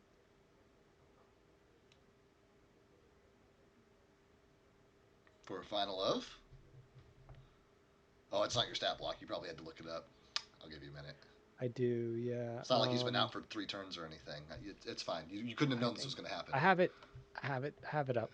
I don't know how to add all the numbers together. Oh, because you never swing at anything. I never melee attack. Oh, I'm sorry. It's gonna be 17. 17 to hit. That will hit. That will hit. Cool. And then he will do 1d6 plus 4 plus 6. So 1d6 plus 6. Okay. Could have been better. It's 8 damage. 8 damage on the nose is just enough that I don't need to make any roll for his actual hit point total, and you do kill him outright or your elemental rather kills him outright. Woo! Hell Yeah. yeah. Damn, he gets a +1 bonus on attack because they're standing on the ground. You have entered my domain. And then I'm gonna magic missile the 2, that one and that one. Okay. Like do a whole like curve my bullet thing, you know. Yeah. Okay. I got you. How that goes. Yeah. And then and the first 2 on the left one and the second 2 on the right one. All right. Give it a go. Okay. Angelina Jolie. Yep. What's that called? Wanted. The Wanted. movie. Wanted. All right, Final that's for the gonna first. be exactly the same as last time. Literally, yeah. That's gonna be a 8 and a 7. Up the 7. Kills him. Oh, hey. So you get them both. You got 3 today. Well, 3 this turn rather. That's about as good as I could possibly do. That was my first turn. And, I'm just catching up, man. Give me a break. All right, and I'm done after that. Actually, no, wait. I'm going to move up to get out of the line of sight. Okay, I see what you're doing. This one can still see you. There you go. Now you got cover. All right. And now Um, I'm done. when I see Attest do that, I'm gonna say, hey, Attest, you think you could teach somebody like me that? I'm gonna look What at you him just did, where you went him like, right in the eye. No, man, I don't think so. why would you say that? It doesn't look that hard. I don't know. Simone, get Get my back here. He's got just no magical ability whatsoever. Well, you don't know. I just wasn't nurtured at a young age. That's what I've been told. It goes from within you like a spring of magic from within you. Do you feel that? I could feel it. I could feel You it. feel it. He's too old. Channel that. Arthur's just throwing shade from the back. I'm gonna look at Tyler and be like, he's too old to be trained, puto. Is it like an ADA hotline I would know of? Thank you. The council will never allow it. Oh man. I'm just sad. I'm just staying there, sad, holding my bow all puny. I'm like, it's okay, fool. I wouldn't be able to shoot like you do. Yeah, man. I don't even use my crossbow. Wait, you got a Barely crossbow? aim it. Oh, I can barely aim it. I picked one up in the last town we were in, I think. I don't know, it's hard to remember. I think you actually Area might have of had that since the opportunity. Kobold days. You might have picked that up from the Kobold stronghold. For Maybe sure, not. that was a picked up weapon. Yeah. We have areas of growth opportunity post dungeon. Oh yeah. Assuming you live, right? Well, No, so we've already lost a few, I've heard. Arthur's gonna remember his survival guilt. Has it been 22 hours since the lamp's been used? No, you guys have another couple hours to go until you're Great. because it was at camp time and you guys walked into it was like setting up camp times when you guys started to use it when you were going to go to sleep and you guys walked into this chamber at about 4 p.m. Gotcha. Okay. All right. So whose turn was it? It is Tyler's? currently a Tesk's unless he's done. I'm done. Then it is Sigbert's turn and Reed's on deck. Okay. Oh, I didn't. I DC'd, so I can't see my character right Oh, now. yep, you got it, man. I will can see everybody else. I will do all the things for you. I forgot to draw the statue back in. There's these guys and these guys.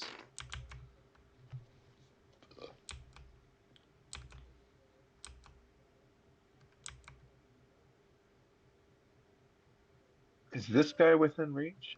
Yeah, you got three guys within reach of you, actually. I'm gonna do a standard cleave attack on this one and this one. Cool.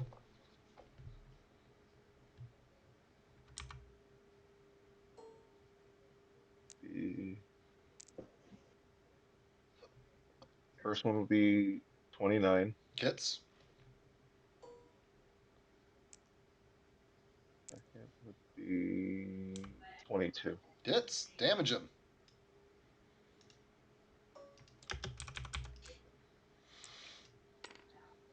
The first one would be 8 damage, Okay, 8 is enough. and the second one would be 12 damage. More than enough. You slay them both. Damn. Nice. Does Kythar see this? And Unless he's busy doing something else. I'm right here. and then I'm gonna turn to Kythar and just go, let's start heading back this way. And then I'm gonna use my movement. Just Yeah, but to only start. move Yeah. to right here.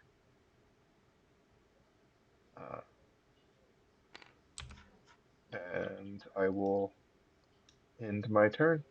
You're a quarter of the way into 4 tiles, Sigbert. Which of these guys are you in? Oh, whoops! I'm sorry. I would. Whoops. Why is it- Cool. this Sweet. one. Sweet. And yeah, that'll be my turn.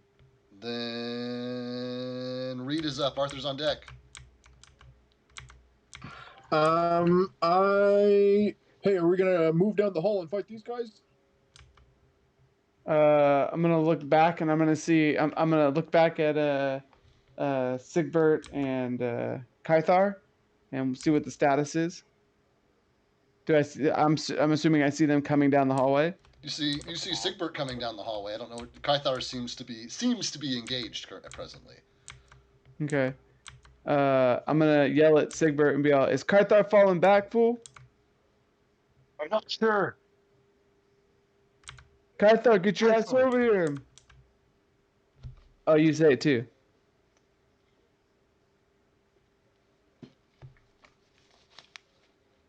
All right, and then I'm gonna look at Reed and be all, "I think they're coming this way, fool."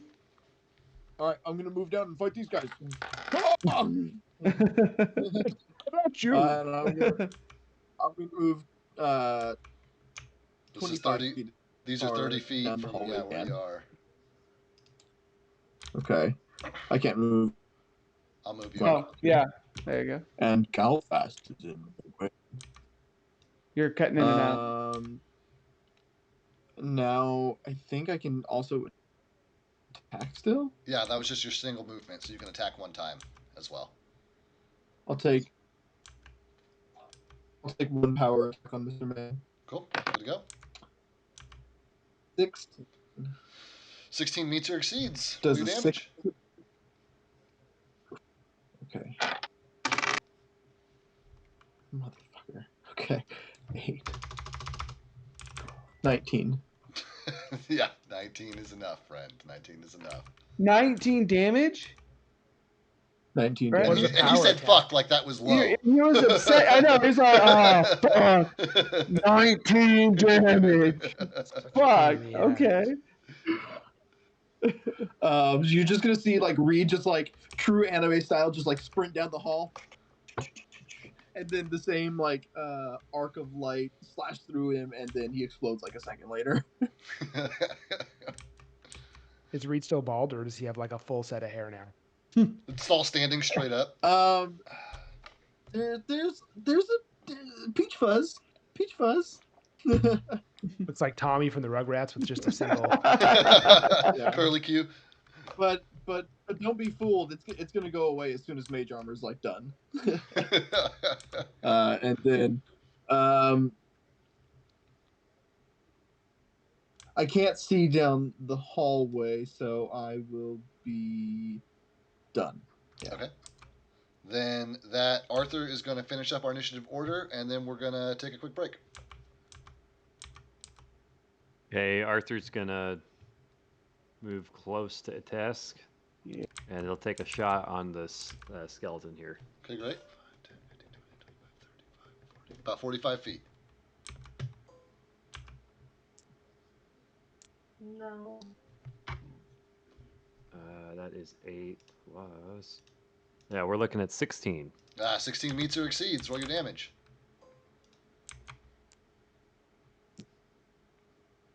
Ten. Nice. 10 damage is Nice. enough. Kaboom! Stover looks right at Simone and goes, "I'm doing my part." With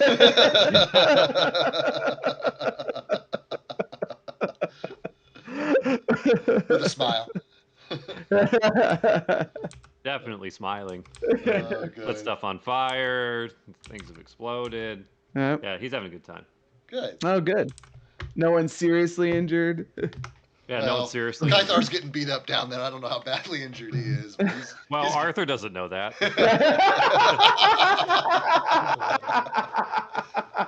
I know until Kythar comes limping down the hallway here in a minute.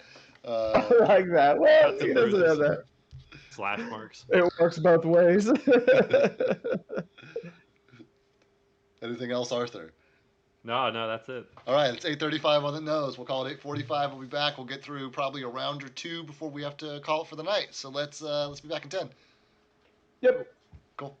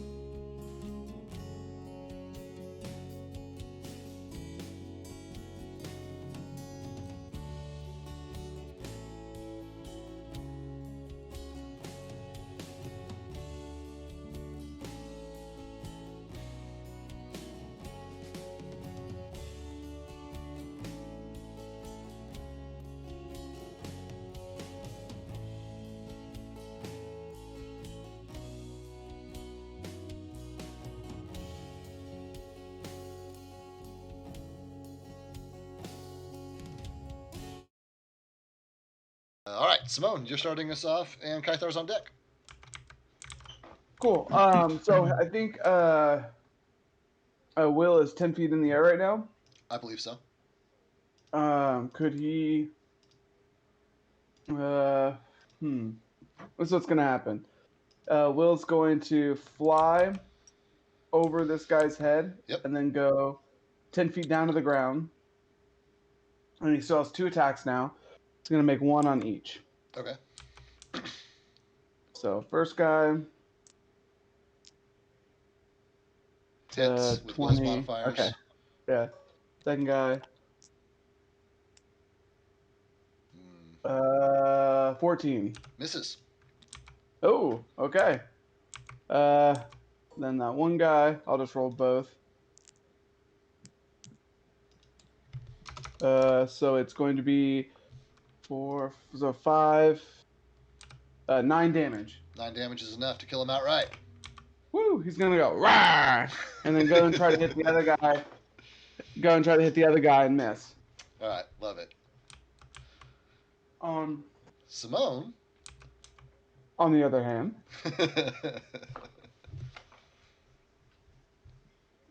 he's gonna yell back at Kythar and be like, "What are you doing, puto?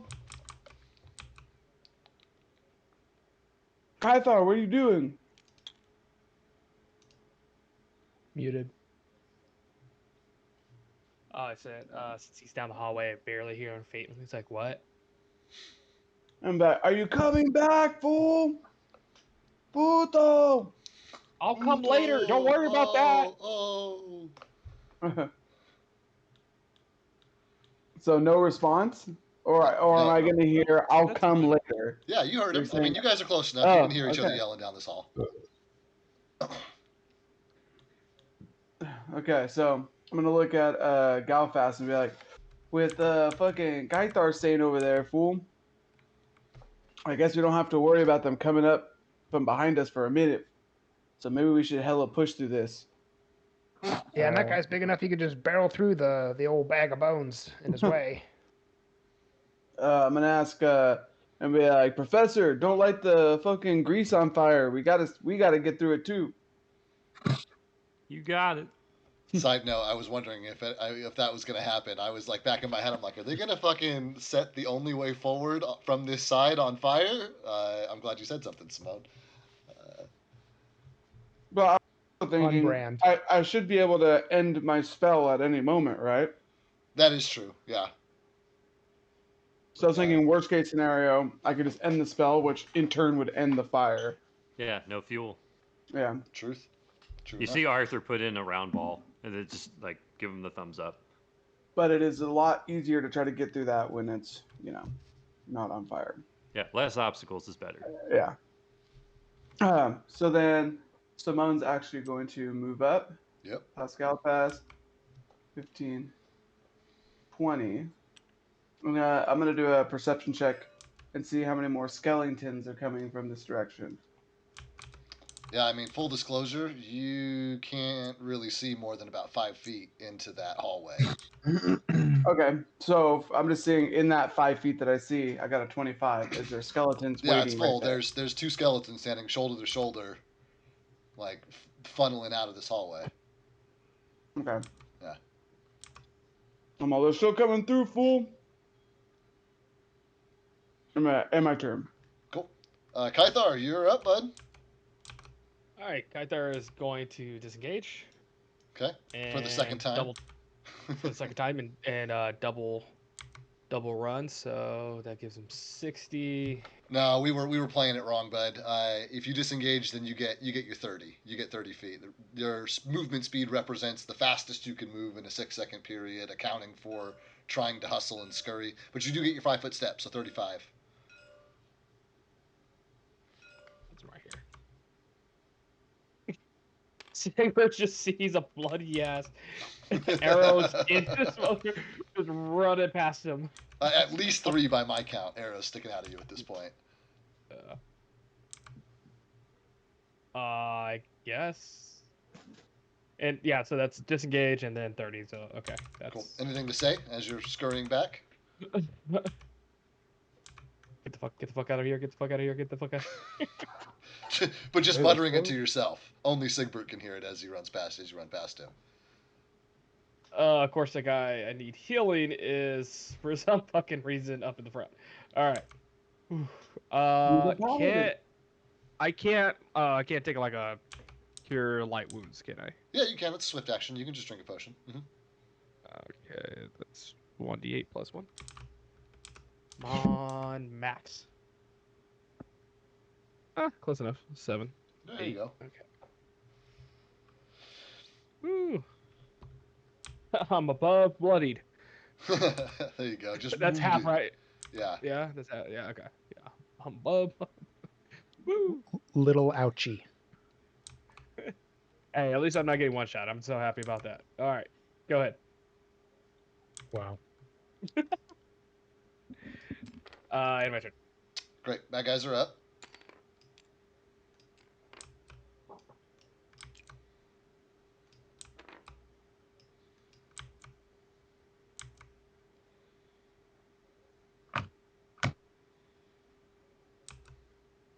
All right. Okay. Sigbert now has the honor of the position that Kythar was in only moments ago. So that is 2 arrows, or excuse me, 2 swords and 6 bows. Shots coming at him for 8 attacks total.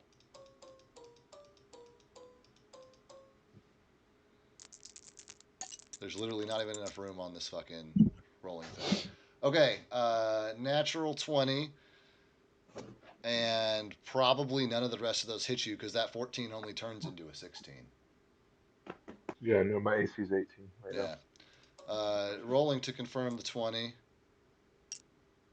does not confirm. Oh. So that is a single, we'll call it slice from the front that hits you for a measly 4 damage as just a flurry of arrows fly past you. Kythar sees him like breaking on statues in front of him as he's moving in the opposite direction.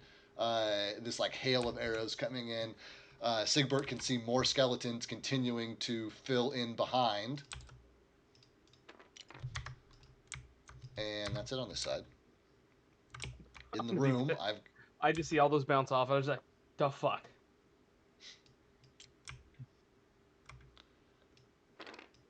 Wilb is finally on the ground, correct? That's correct. Okay, great. He's getting 4 regular attacks, and nothing but a natural 20 hits Wilb.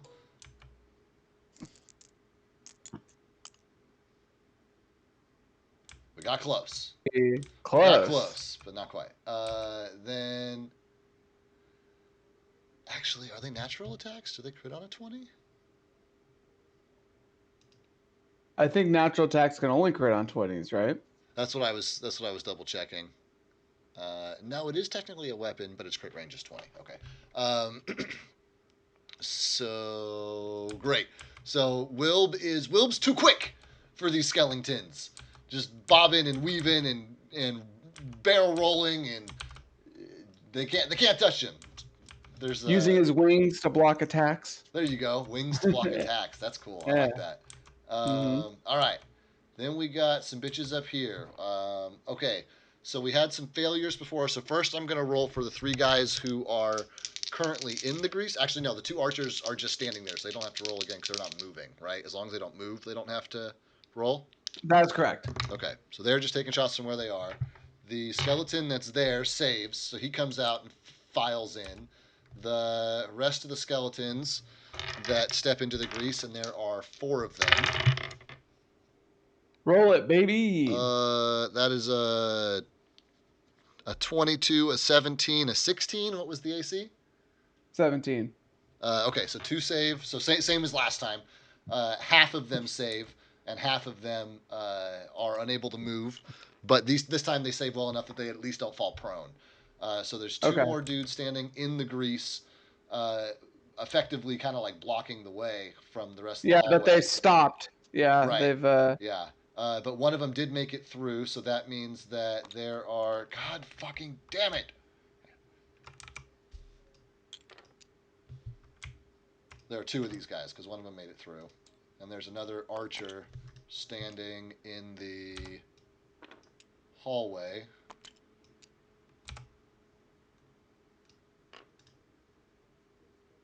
No, I don't want to clone the one that says death's door. I want to clone the other one. We're gonna shrink all those guys down. Okay. Shrink them. All right, and then there's another pair of skeletons that are stuck in the grease. Okay, so then Stuck in the grease. Reed gets another attack on him. It's a natural one. It doesn't hit. That's it for the bad guys. Galfast is up. Ateska's on deck. Okay, I'm going to take my standing where I am. Can I get partial cover here and still make a shot down that hallway? Yeah, 100%. Okay, so I will lean and take 3 shots, 2 on this. All 3 are going to be near the skeletons on Sigbert, so 2 on one and 1 on the other. Great. Here's the first. Nice, nice, nice. Get them all out of the way early. Yeah. But I thought that was earlier. There you go. Oh, That'll hey! hit. And your third? No, dang! I keep taking these 3 shots. All of my rolls are so low, it doesn't matter. Oh, So it's at a. Yeah, so only one of them is going to hit. cool. Roll your damage. It's probably going to be enough. Oh, man. Okay. Yeah, big. Not a lot of damage either. 4 damage. 4 damage is still enough to kill this with the skeleton in particular. If it's under 8, I gotta do a roll. If it's over 8, or if it's 8 or more, then you guys are just getting them. So you do manage to get one of them. Okay, I want to do a. Let me think. So looking at that hole, I want to do a. Let me do a just a general trap finder check. Why there would be a hole in the wall like that if it was like, caused over time. If it looks like it's been used, like arrows have been shooting out of it. I'm just gonna do a trap find check on it. Is there duct tape around the edges? Yeah, go for it. Yeah, I know. Is there a barrel of a gun sticking out? Okay, nice, nice, nice. That's gonna be 16. Don't forget. On a 16, there does not appear to be any kind of mechanism attached to this hole. It doesn't look, he's looking in the area around it for that telltale, like, pitting of, objects making impact or, like, scorch marks or, any of the signs of a trap going off, and he does not see any of those present here. Strictly just a creepy peeper hole. It just says glory right above it. I know. Yeah, the hole is probably, it's hard to tell exactly how big it is because of how dark the shadow is, but it's probably like a 3-foot around hole. Oh, okay. It's a pretty good size hole. It's more like a big opening. Okay, I'm done. Then Right. Ateska's up. Sigbert's on deck. Okay. I'm going to move the earth elemental up to this giant skeleton that's wounded. Nice. And I'm going to smash the shit out of it. Smash the shit out of it. Do it. Okay, let's just roll that d20. Or a power attack. I assume that's going to hit. It's going to be like a 20 to hit. Hits. Roll your damage.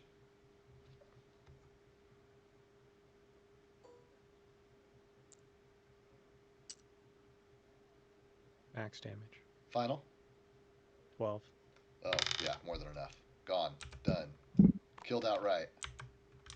All right, I'm going to move a task up this far, and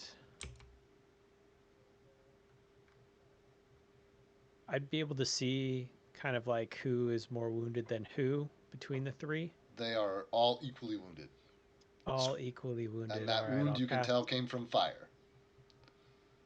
Gotcha. I will cast 2 magic missiles on actually this one right here.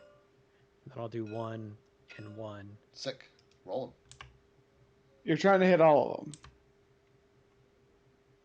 I am. He Yeah. does. He just hits. He just gets to roll dice. Oh, so he is hitting all of them. Yeah. Yeah, he's going two for the first, one for the second, one for the third. Roll them.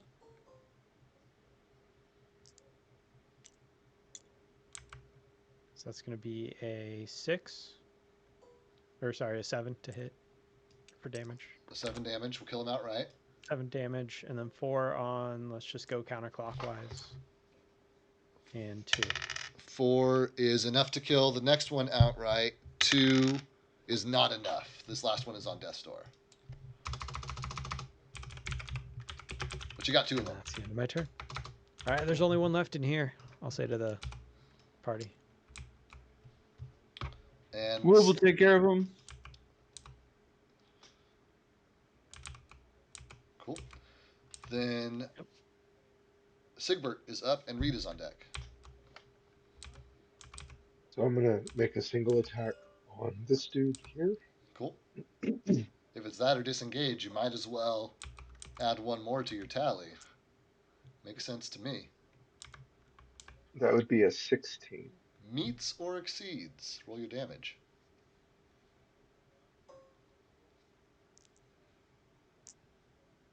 Be 8 damage. 8 damage is just enough to kill him outright regardless. Smash him to pieces. Slice him to pieces? I don't know. Slice, smash. Well, Can you slice he's got a sword, but you know, they can still make impact and smash. I don't know. And now I'm gonna move my movement, my free 5 to right there. And then Can you that slice will- me up some bones? Sorry. fresh hot bones. Just sliced up. That'll be my turn. He's serving up marrow. Reed, you're up. Arthur's on deck. Correct me if I'm wrong, but there's 2 new baddies in front of me. You got 2 new baddies in front of you, 2 archers behind them, and more than 2 archers behind them. I only see one okay. archer. Okay. Oh, wait, there's I 2. only Never see- mind. I see the 2. Oh, There you go. that okay. Didn't see that before. That is No so dark vision. weird. I don't know what is up with this map. I'm Makes gonna it take exciting. a power. I'm gonna take a power attack on the 2. Great. Roll your damage on one of the ones in front of you. Yeah, it's an authentic experience, right? It's a dark dungeon. They're like stepping into the light, and you're like, oh my god, there's more than I thought there were. It's so That's so a 17, immersive. 17 for the first one. Hits.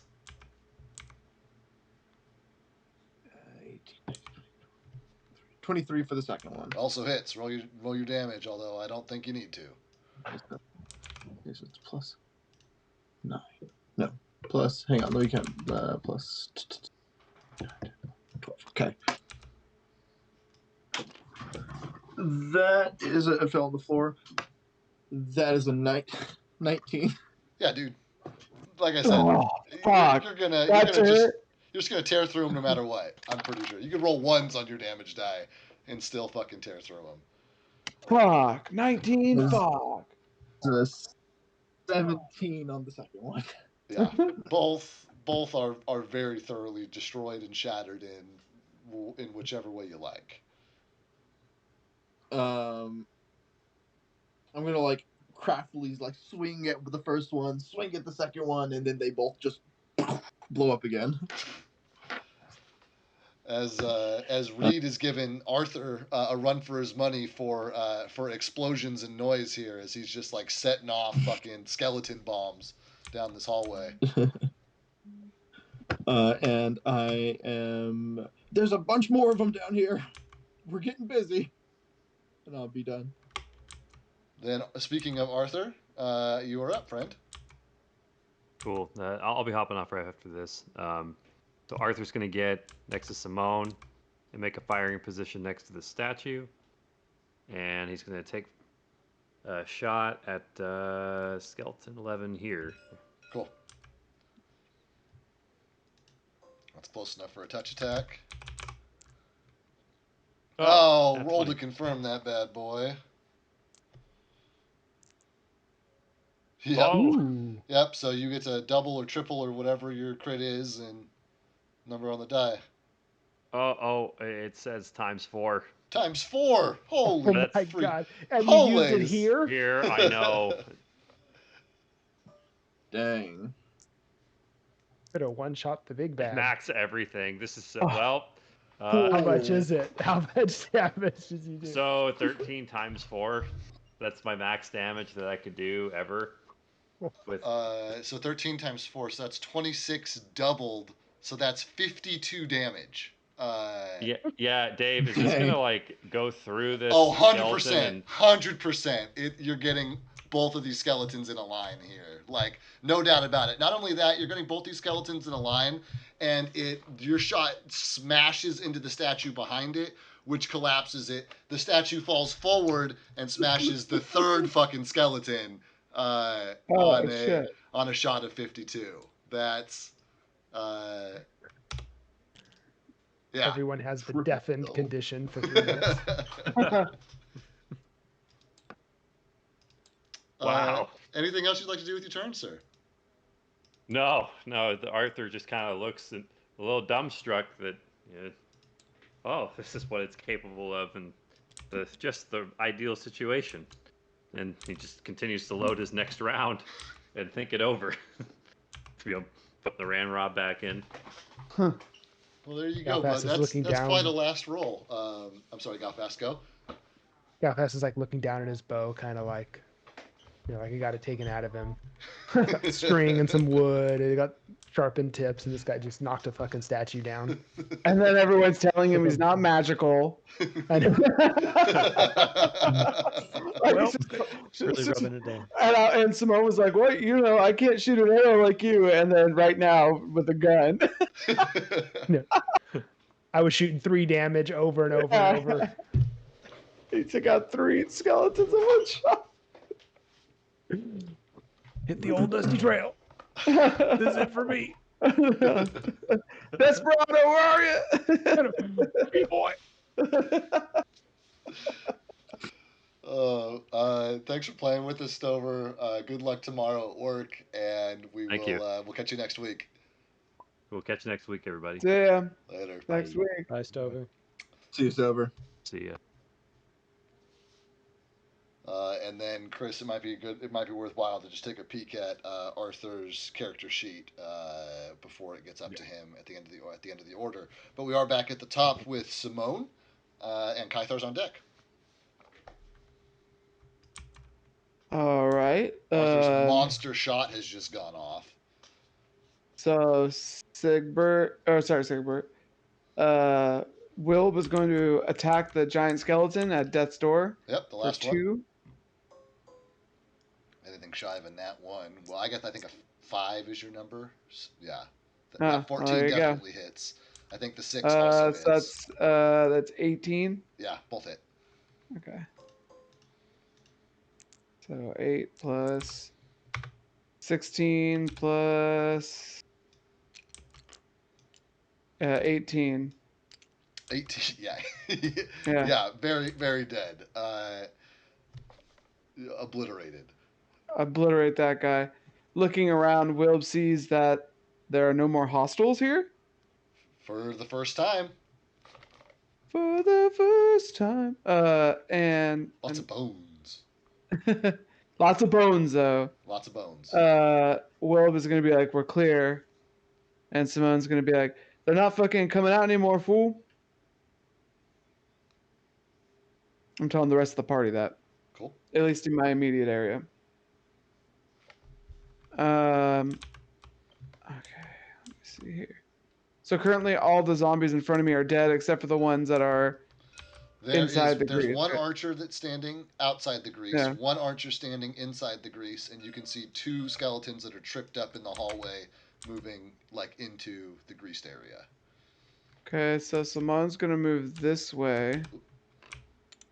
I'm gonna be next to Reed, and I'm gonna see if I can see anything down that corridor. There you go. Let me... And that's going to be a 9. Also, I want to see on the ground if those weird meat blobs are also Yeah. in this area. Reveal fog before, reveal their range. All right. Let me see here. Where are you standing? There. That's probably about right then for where you'd be able to see. And so another pair of statues, another hallway, leading off. There do not appear to be any skelly boys down that way. Oh, And as you look, let me see here. There would be another like streak of those chunks that lead up to the grease, and then there's been too much traffic there to tell what's going on past that. But yeah, there's a gotcha. line of chunks like there was near the entrance. I'm going to tell Reed and be like, Reed, look. I'm going to point to the left and be like, there's none of those fucking skeleton putos coming from the left. It's only from the right. Okay. Are there more spawners on the right? That seems like that's the case, fool. Let's go get it. All right. I'm going to be like, you're going to need to push up, fool. I can't move right now. I know. Let me know when you, so now I'd like to hold my standard action for when Reed gets to the grease so that I can then end the spell. Sweet. I think you can do that as a swift action. And sweet. Yeah, no problem. Okay. Well, that's what I'm doing. Cool. And that'll be my turn. Then Kythar, you're up, bud. Might be muted. No, just nice part. Nice. Okay. Guess I'll just use my full.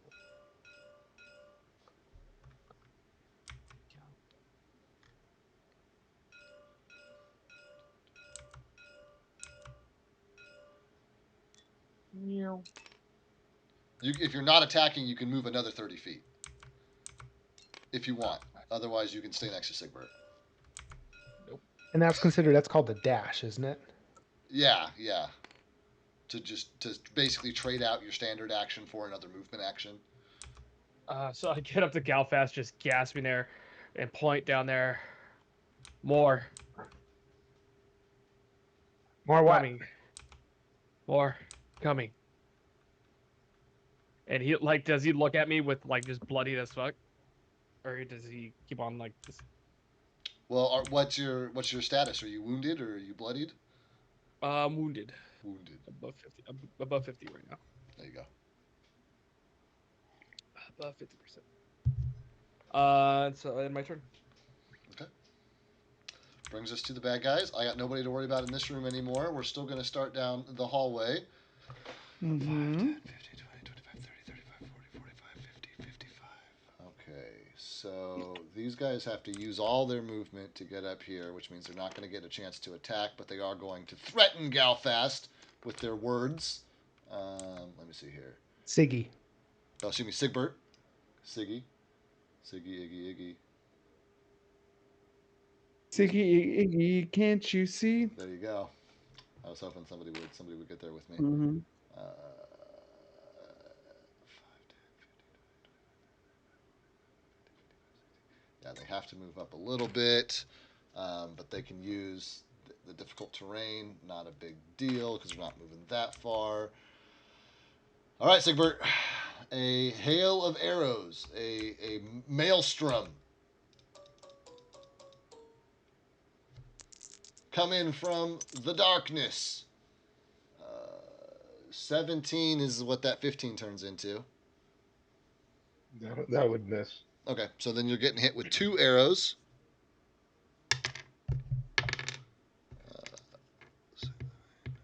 For 11 piercing damage.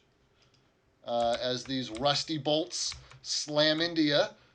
And that is it for those guys. Then we're back up here. Let me see here. Our standing boys. Okay, we got checks for the guys who got stuck last time. So they're going to try and move through. One saves, one does not. And I'm going to do one at a time, checking for the guys as they're moving through, because it's going to start getting important here if they're stuck. Next one makes it.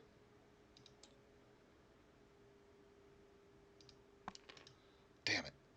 Next one fails. Okay, so the way is clogged. 2 more have stepped up, standing in front of their archer friend, who's going to take a shot at. Oh God. There's a lot of targets there. I know there is. He's probably gonna take a shot at Arthur, honestly, after that last show. I think both of the archers in range are gonna take shots at Arthur. That is a 5 and a 21, so one of those is gonna hit him. Oh shit, he didn't pass on his hit points, I don't think. So we'll just keep track of his damage. I don't think he's gotten hit at this point, or no, I maybe don't by. think he's been hit yet. I think he's been hit by 1 arrow. I don't remember. But even so, that's going to be like 4, 6, or 8 damage or something like that. It's not going to be too bad. For his new total, Chris, please note that he just got slammed for 4 piercing damage.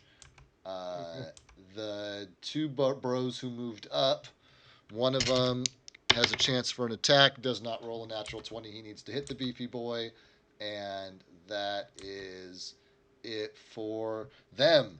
Galfast is up. Ateska's on deck.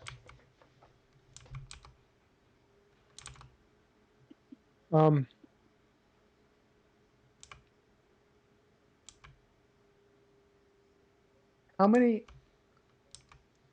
Let's see. I'm just looking at the skeletons in this room. Yeah, here, let me move some corpses off so that they're not Okay, cluttering thanks. up the way here. Just a lot of bones. Okay, I'm going to use my move action for 20 feet. There. Do I see any movement in the creepy hole, the 3-foot opening? You glance back over and... Gosh. And you could have swore you saw those discs again just for a moment before your head completed turning and your eyes fixated on the hole and they were gone once more. And it's a 3-foot diameter. Yeah, about. It's not a perfect circle. It's definitely more of like an oval. It's flatter, but it's it's not a fist size hole. It's definitely like a head size hole, or bigger. Does it look cut or like eroded? Definitely looks eroded.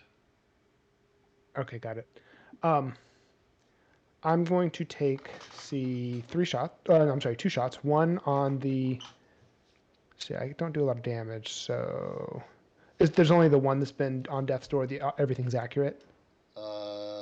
Except for the prone, everything's accurate. Yeah, nobody's prone. I've just been copying enemies that said prone. Oh, okay.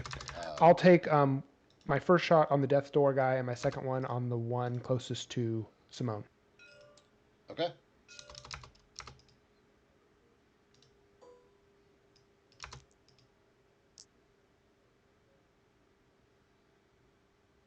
Okay, that's the first shot. Okay, that's gonna Second. probably hit death's door. That'll definitely hit on the Oh, die. wow. So wow. Yeah, you so get their you got them both. Roll your damages. This is the first guy. 6 on the death's door. That's enough to kill him. 8 on the guy closest to Simone. That's enough to kill him outright. You got 2 this time around. Nice. On the board. Catching up, Kythar. Keeping count, that's 3. And I'm still out of breath. 5. Oy. Have you had your tetanus shots? Those look a little rusty.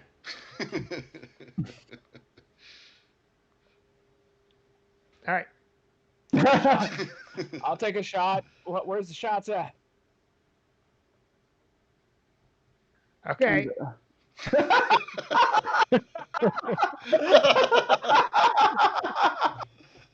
I like to imagine that he's just doing the old person thing where he's just replying on it. He can't hear him. He's just replying automatically. I got my hearing aids in.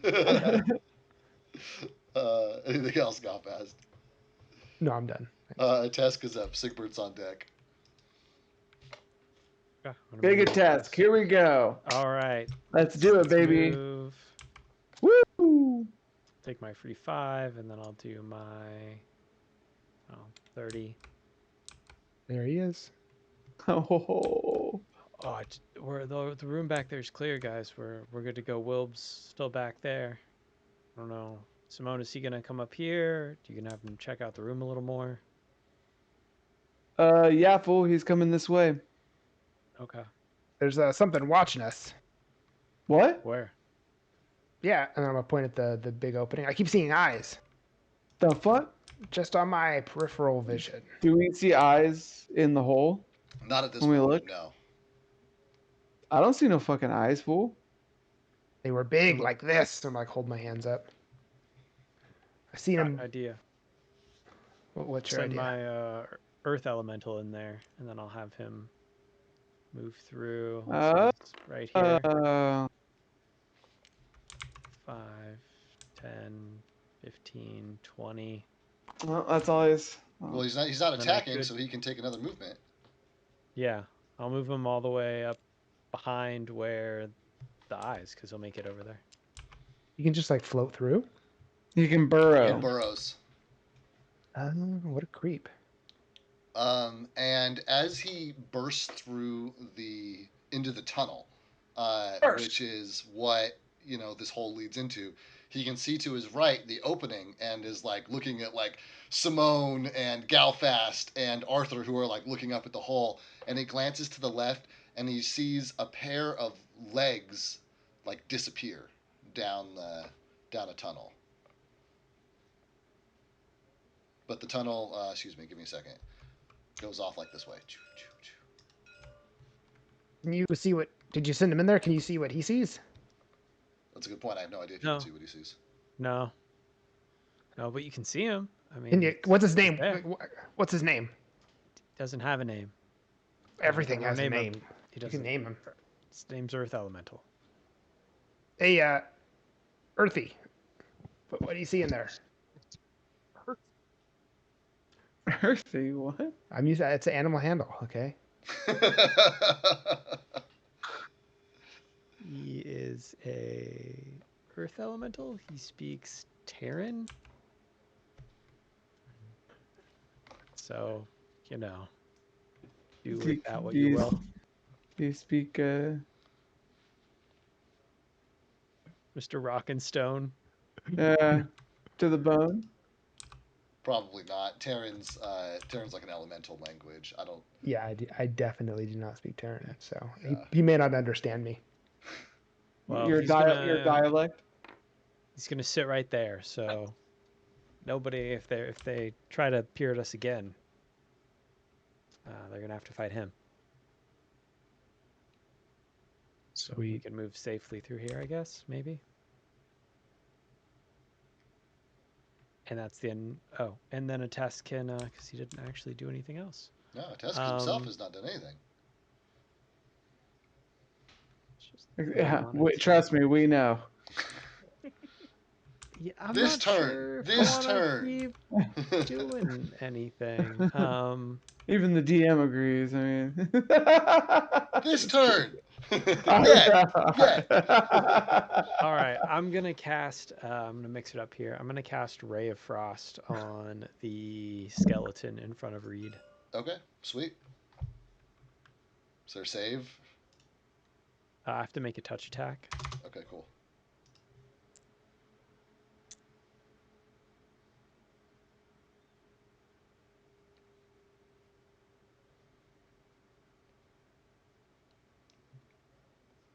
Final love.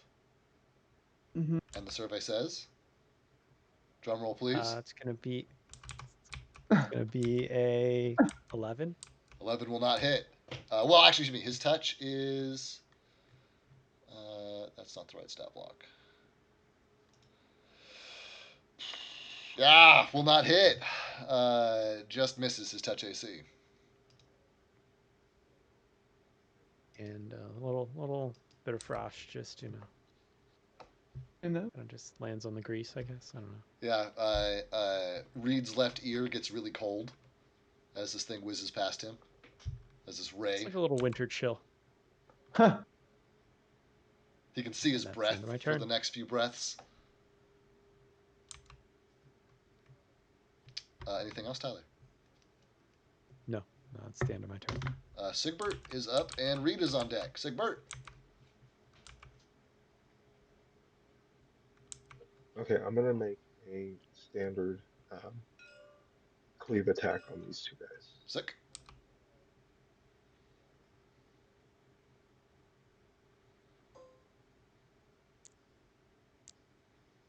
Oof. The first one would be 14. 14 will miss. So in Sigbert's rush to get down the hall and rejoin his compatriots, he reaches over his shoulder to swing, at one of the skeletons and unfortunately misses. Still has his movement. What would you like to do?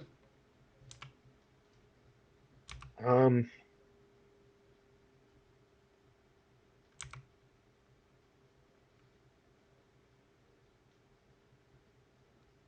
I'm gonna move up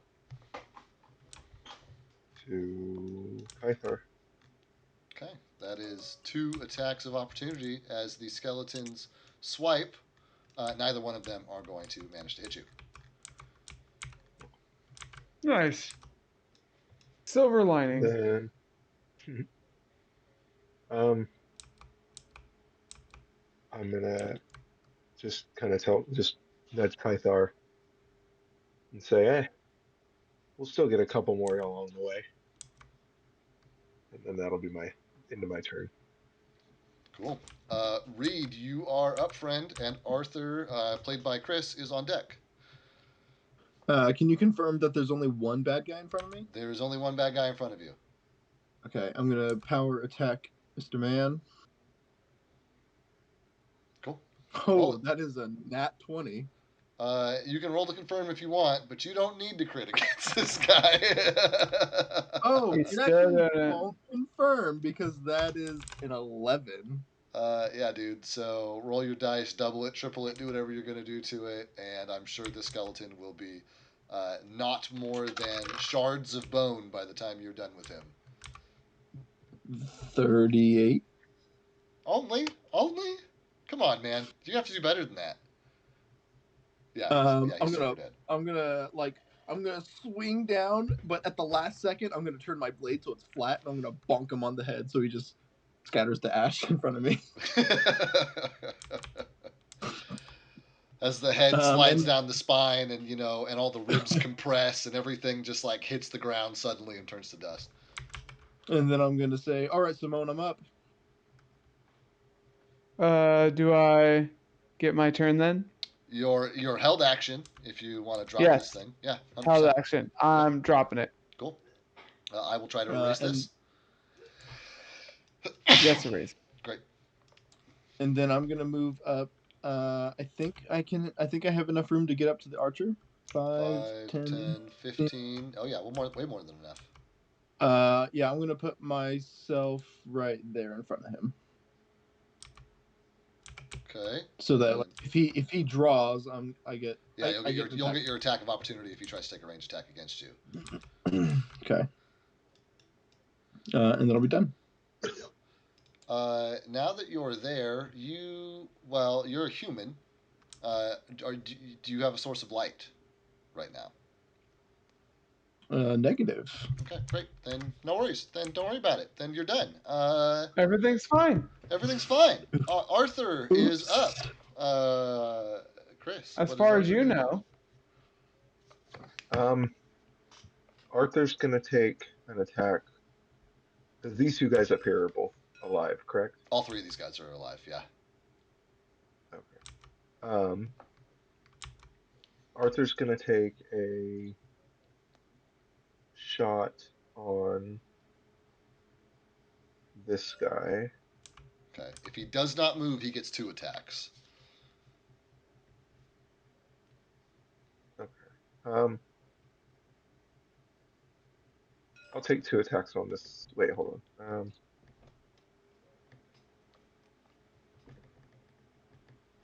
Yeah, I'm gonna take 2. I'm gonna take a single attack on this guy. Okay, great.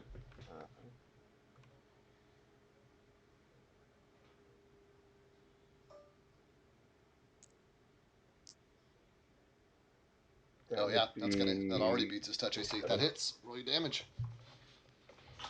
Which for him I think is a D12. yeah.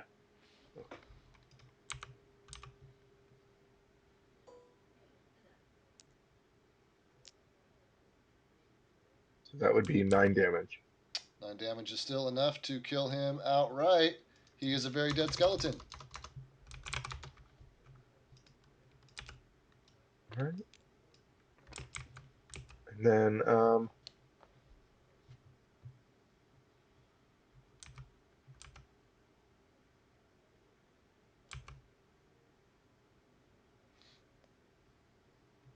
I'm gonna. And this is a down statue, this white line here. Yeah. Okay. I'm gonna.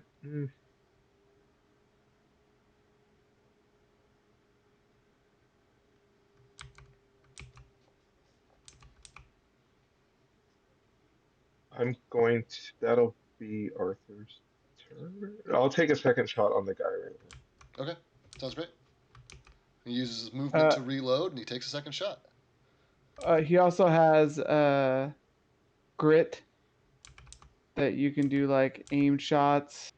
Yeah, he probably You can doesn't need to do. against Yeah. these guys, though. Yeah, Yeah, just want to make sure you know. that's true. But he also gets a grit point back when he gets a kill. That's true. Oh, that's right. So he's got to be at full grid at this point.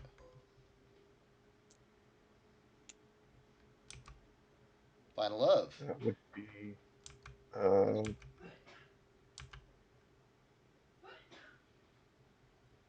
it would only be 12.